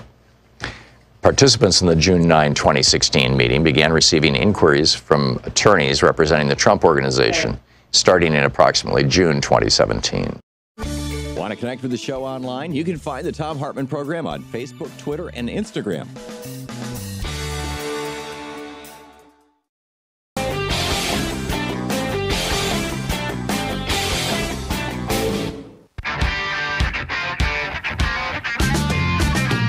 Welcome back. We're live in Chicago at WCPT. As we were hitting the break, I mentioned Mark and Antonio, also Matt and Melissa and all the other great folks here at Chicago's Progressive Talk. Thank you so much for having us and hosting, everything. I mean, everything you guys are doing. Melinda in Albuquerque, New Mexico. Yes, Albuquerque. Hey, Tom, you always have trouble with that word, right? It's a weird one. I do. Oh, the delay. I'm calling about the, first of all, I wanted to clarify something you put out earlier. I've heard Bernie on several interviews describe his transition into the Medicare plan as taking taking 4 years and gradually including different groups, different age groups of citizens until everyone's included. So yes, I don't know if that's detailed enough, but that's kind of the framework. Yeah. And then as far as the debates, I enjoyed them. I didn't see anyone that I disliked. Everyone was pretty much, they're on the Bernie, the Bernie policy wagon, and so it was pleasant to hear it all. I do believe that there are some that would jump wagon as soon as the opportunity, there was a challenge. But, it's there's some good people. And I was watching Bernie in particular last night, and Bernie is dead serious, isn't he? I've seen him be funny and have fun, but he is so serious and about this. It's kind of like at the end game, and he has done so much to bring what's needed into the public conversation, and he's tireless. He works. Since 2015, he has rallies and he's traveled and he has done town halls. Since he declared, he has gone on, he does campaigns every weekend, several. And I've heard people, young journalists, independent journalists say they try to keep up with him and they just can't even keep up with him. And of course now he is a threat. His policies are a threat and he is under fire by everybody who is part of the money and the power and the position, and the ones who benefit from that, and that includes the media, the both parties. I mean, and of course them themselves, the power people. They are gunning for him, and I was thinking the other day about. I'm not in a religion, but I was raised in one, and I know the stories. And I was thinking about poor Moses, who spent 40 years dragging the Israelites through the desert while they wanked and complained. And then when it came time to actually enter the land of milk and honey, he struck a rock to get water to come out of it instead of speaking to it. And so he was prohibited. They said, you don't get to go in. And I just grieved when I heard that as a little kid. And it seems like some people are saying that's what is going to happen with Bernie. And I am, and you had him on the show for 11 years. And so you know Bernie way better than I do. And I just watch how everybody goes after him and his policies. And I just wanted to ask you, how much do you think he can take? Oh, I think Bernie has an endurance and a stamina, and at this moment, a mental clarity and acuity that I'm in awe of. I mean, occasionally I can't remember a word or a name or something, And Bernie is not suffering from that at all. I'm just so impressed by him. And yeah, in many ways, he is like Moses. He brought the Democratic Party to this point. Had it not been for Bernie's 2016 challenge of Hillary Clinton, frankly, I don't believe that the Democratic Party and the field of candidates that we have right now, with a couple of exceptions, Hickenlooper and Bennett mostly, would be as progressive as they are. And he's opened up space for a whole variety of people. I mean, Marianne Williamson, she's got a lot of people talking about saying, hey, you're not going, Donald Trump didn't win based on policy, and we're not going to win based on policy. In addition to policy, it's got to be basically, well, she's using the word love. I mean, which is a power, it's a force. So I think that there's so many candidates out there who are doing so well, Melinda, and and I think that Bernie has, I'm not worried at all about his stamina. John in and thank you for the call. John in North Auburn, California. John, you wanted to talk about Bill de Blasio? Yeah, I want to talk about Bill de Blasio. First, I want to preface it by saying I don't believe that the average Trump voter is well-read or well-educated. And so visuals is going to play a large part in this coming election. We need someone as large and as obnoxious as Donald Trump can be to meet him on the stage. We don't need somebody being stalked around the stage by Donald Trump like in the last debates in 2016. Secondly, Bill de Blasio, with his family configuration, has an end to the Black Lives Matter movement, and he understands them. He also is the mayor. If I could just clarify two things, country. John. For people who don't know Bill de Blasio's story, you're telling the story without telling the whole basis of the story. Bill de Blasio is what, like 6'5"? I mean, he's just a huge guy. He's much taller and much bigger and much more vital and strong looking than Donald Trump, number one. And number two, his wife is African American and his son is African American, looks African American. This is what I just said, his son Dante, who he was talking about. You said his family configuration. I just wanted to make it clear to our listeners what you were talking about. Many people just don't know anything about Bill de Blasio, and they're just starting to learn. Back to you, John. The point is we want to win this election. We don't want Donald Trump standing over some other smaller and lesser-known candidate, intimidating them. We need some of the Trump voters, and this is what they understand. They understand visuals. They understand size. Mm-hmm.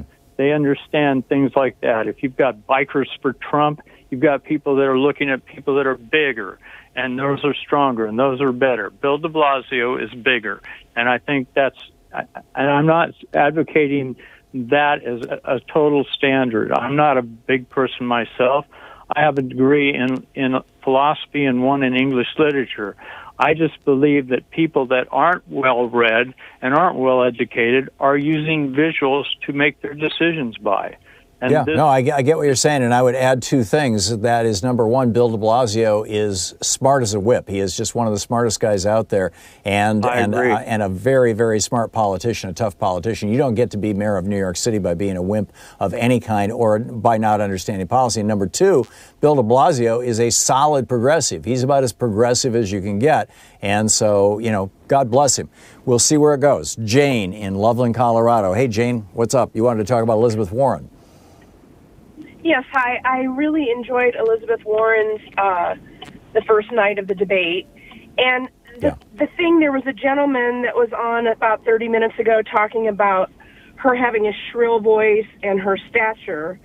And I just want to say, as a female, I have come up against that also, where people judge the way a woman sounds in a negative manner versus a positive manner for a man having something that's not correct. That was the point I made. But so the one thing, and I loved what you said, so I just wanted to echo that. And then also I just wanted to say, if anything, for Elizabeth Warren, I'd love to see her practice on maybe her posture to, chin out and shoulders back to maybe make herself look more imposing. Mm-hmm. Okay, great. Jane, thank you very much. I think Liz Warren is a great candidate. I think she'd make a great president there, but I think that of the vast majority of the field. Amy, or is it Ari? Is it Ari in Chicago? Hi, Ari, like Mary without the M. Ari. Oh, okay. Got it. What's up? Hi. I spoke to you recently before about Andrew Yang, and I was very disappointed with the debates, along with a lot of other Yang members. We had a watch party, and we noticed how he wasn't given much time at all to speak, and also that later it came out Andrew Yang had said he confirmed his mics were muted during the debate, and he also his audio was turned off during a lot of points. So we were just very disappointed by the bias and would have liked to have seen him speak more on issues where he stood. And I'm just thinking, and MSNBC, we should write in and maybe talk about this, why this happened. Yeah. It may be that everybody's mic was muted when they weren't speaking, although I don't have any idea. If it was done in a way that was intentionally to suppress Andrew Yang, yeah, all hell should be raised. If it was just, part of the process. Has he said anything, or is this just people around, in the campaign, or, people who are watching who are speculating? There's definitely footage, and there's also a tweet that went out. If you look at Andrew Yang on YouTube, he did speak about it after the debate, that his mic was muted. He said it was very difficult to step in at points. And there is a hashtag, Let Yang Speak. People are commenting on this. And with preference, actually, I have to say, I know they tried to gain control of the room early on in the debates because it was out of control. But I just think it was unfair how Yang was treated. Yeah. Okay. Ari, thank you very much. And, your objection is noted, and hopefully by somebody who has something to do with the debates. We will be back. It's 45 minutes past the hour here on the Thom Hartmann Program. Anything Goes Friday. We'll be back with more of your calls right after this break. You're listening to Thom Hartmann. Visit thomhartmann.com for audio and video archives. And thanks again to all the great folks here at WCPT for yesterday and today. I'll be in Minneapolis tomorrow, by the way, signing books. Tonight in Darien.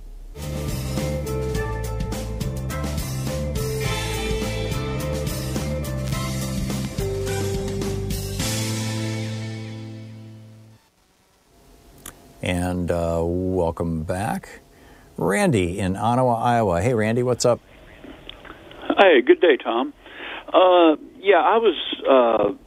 I wanted to say I was going to make a comment on what Bennett, the gotcha moment that he got Joe Biden on the $4 trillion and the making the Bush tax cuts permanent. I thought that was the most poignant moment of the debate, and because we're $22 trillion in the hole, and we still have the Trump tax cuts to deal with in the future. So, I agree with you, although I'm concerned, Randy, that the vast majority of Americans had no idea what they were talking about. Because they don't pay attention, I guess. But or they're not informed. Our media just sucks. Yep. Can I talk about Bernie for a moment? They commented on him. Bernie's my man, and he always has been and still is. Bernie and Elizabeth Warren are two candidates I contribute to. Bernie is in his comfort zone. This is just a preliminary thing. He was kind of relaxed, and they said he didn't, he didn't study for it or anything. And I thought, how many times has Bernie gone through this? He's in his comfort zone. It's not complicated. But what did upset me about how they treated Bernie was that, Bernie accepted it when they called him a socialist, and he didn't stand up and say, I'm a democratic socialist. And so that kind of was one thing that I noticed. But other than that, nothing's changed for me. I haven't felt that Mr. Biden is a good fit. The old Democratic Party is not a good fit for me. And I'll let somebody else have the floor. Okay, thank you very much, Randy. Great to hear from you. Sandy in Norwood, North Carolina. Sandy, you're on the air. Oh, good. I thought I lost you, Tom. Bill de Blasio, I agree with the man that called before. I think Bill de Blasio impressed me on that debate. He came out strong. He's a fighter. He's from New York. He knows Trump inside out and backwards and can't stand him. And I think he has a good chance of fighting Trump. Good chance. Now, I love Bernie to death. I'm 100% Bernie. Everything he thinks and all of his agenda, I agree with 100%. But if he doesn't get it, I think de Blasio, we need to pay more attention to de Blasio. And a lot of the country doesn't know de Blasio. So we need to get the word out. Most of the country doesn't know de Blasio. Yeah, I'd say probably 90% of Americans, unless they read the New York Times regularly, have no idea who Bill de Blasio is. And his profile is going up dramatically. He did comport himself really well in the debates. I do agree that if he were the nominee, just from a physical point of view, but also from a rhetorical point of view. Bill de Blasio is a progressive. He understands these issues. He understands economics. He understands foreign policy. He understands things that, frankly, Donald Trump doesn't understand. And I think he would make Donald Trump look like a complete fool on the debate stage. But I think that I also think that that's true of Bernie Sanders. I think that's true of Elizabeth Warren. I think that's true of you could go through the list. I mean, there's only a couple there that I think that Donald Trump could easily eat their lunch. So, but yeah, Bill de Blasio, he's a rising star in the party, and that's a good thing. Sandy, thank you so much for the call. It's great to hear from you, and thanks for watching Free Speech TV. We'll be right back with more of your calls right after this. We're live in Chicago, and I'll be back home on Monday. Thank goodness. We'll be right back.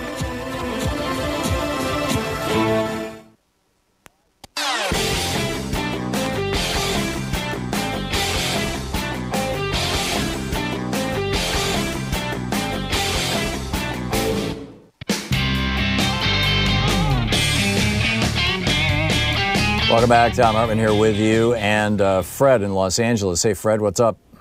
Yeah, hi. Thank you for all the work that you've been doing all these years. First of all, I want to disagree with you with regards to the word fake with regards to wrestling. It's not fake; it's choreographed. You're right. It's theater. It's not actually wrestling. I remember wrestling from high school. It was a completely different thing than the stuff you see on TV. Wrestling. Yeah. That's of course. It's performance art. It's reality. It's like reality TV. It's what Trump has been trained in. Right, and for somebody with bone spurs to be able to do that is remarkable. Anyway, first things first. I want to give you a bumper sticker, which is very simple. Okay. Let's see, now I got to remember it.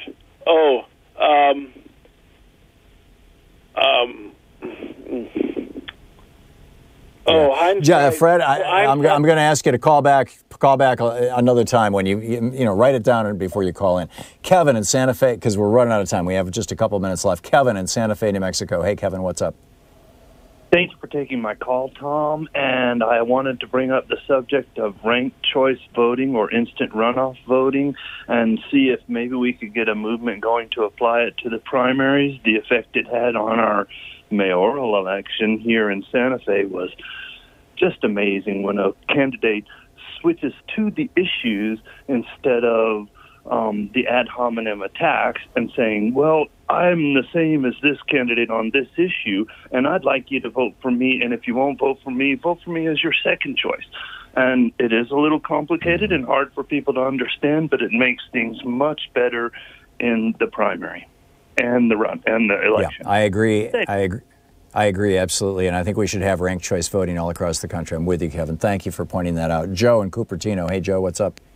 Tom, great talking to you debate-wise. I really did like de Blasio. I've seen him before, but he was very articulate. And, of course, Bernie, well, I'm just glad that's behind us. Let's just say 10 people on the stage is a little too many for me. But you only get 2 minutes. Yeah. You do your best.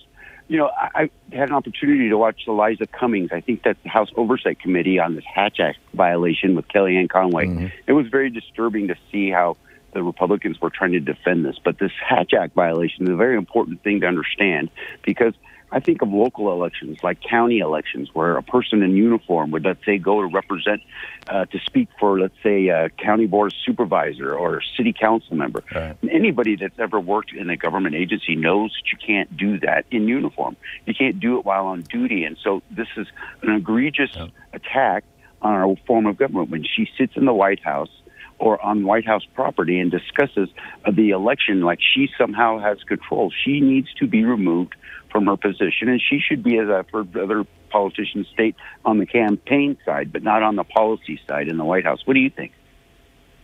I completely agree with you, and Kellyanne Conway has committed a crime multiple times, and she should be held to account for it, or it's just going to become normal, just like with the churches, openly and nakedly doing political activity in violation of the IRS law, and nobody has prosecuted them. It's like, yeah, so much of this stuff, they're getting away with so much of this stuff. It's just wrong. So I'm totally with you. Jared in Downington, Pennsylvania. Jared, what's on your mind today? I am a supporter of Bernie Sanders, and I think you are as well. And I think we can all agree that Bernie's performance in these debates wasn't that great. I mean, I have had if I want him to succeed, we have to be critical of some of his weaknesses. And his weaknesses was like on the question of health care. When they asked him, well, why didn't states enact it? Well, states can't print money, and you can't have it at a state-by-state level because they don't print money. They can't, Well, no. What happened in Vermont, Jared? Just to be straight up, because again, I think this was the moderator. This is again the problem with having people in the news business who don't, bother to do their damn homework.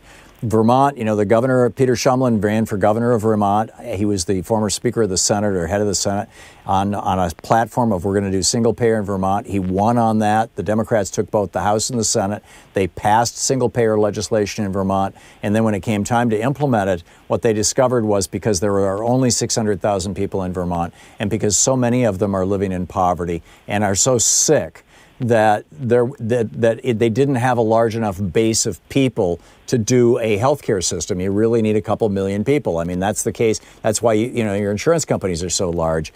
And it had nothing to do with it not being viable. It had nothing to do with Vermont not wanting it. They did their very best and they tried to do it. Back to you, Jared. Yeah, well, the moderators, all these questions were horrible. Like the question about diversity. Let me tell you something. Bernie Sanders' family was killed in the Holocaust. And I really do resent, this is it's bordering on anti-Semitism to call him just another white guy. Because it's for somebody whose family was wiped out in the Holocaust and had to come to America. And it's just like, why is Bernie not bringing any of this stuff up? Why is Bernie not bringing up Joe Biden? Because I can tell you why. Having had Bernie on this show for 11 years and knowing him, I mean, we're not best buddies, but I think I know Bernie pretty well. He really and truly believes and has believed since he was a teenager that it should never be about personality. It should always be about issues. And so he's, in fact, when he was running in 2016, he was very reluctant to talk about any aspect of his personal life. He finally did an interview about his personal life very, very reluctantly with somebody during that period of time that made it into one of the big papers. But, that's just Bernie. He's totally, it's the issues stupid. I mean, that's his shtick. So anyhow, thanks so much for being with us all this week. It's been a fascinating week and a long ride for me. I'm looking forward to sleeping in my own bed Sunday night. I'll be at Frugal Muse tonight in Darien, here in the Chicago suburbs. And tomorrow night I'll be in, let me get there. It's a brand new name for the bookstore here. It's a new Next Chapter Booksellers, formerly Common Good Books, in St. Paul. And then Sunday morning I fly home. So thanks so much for being with us. And don't forget, democracy is not a spectator sport. It requires you. So get out there, get active, tag. You're it. You've been listening to Thom Hartmann. For audio and video archives, visit thomhartmann.com.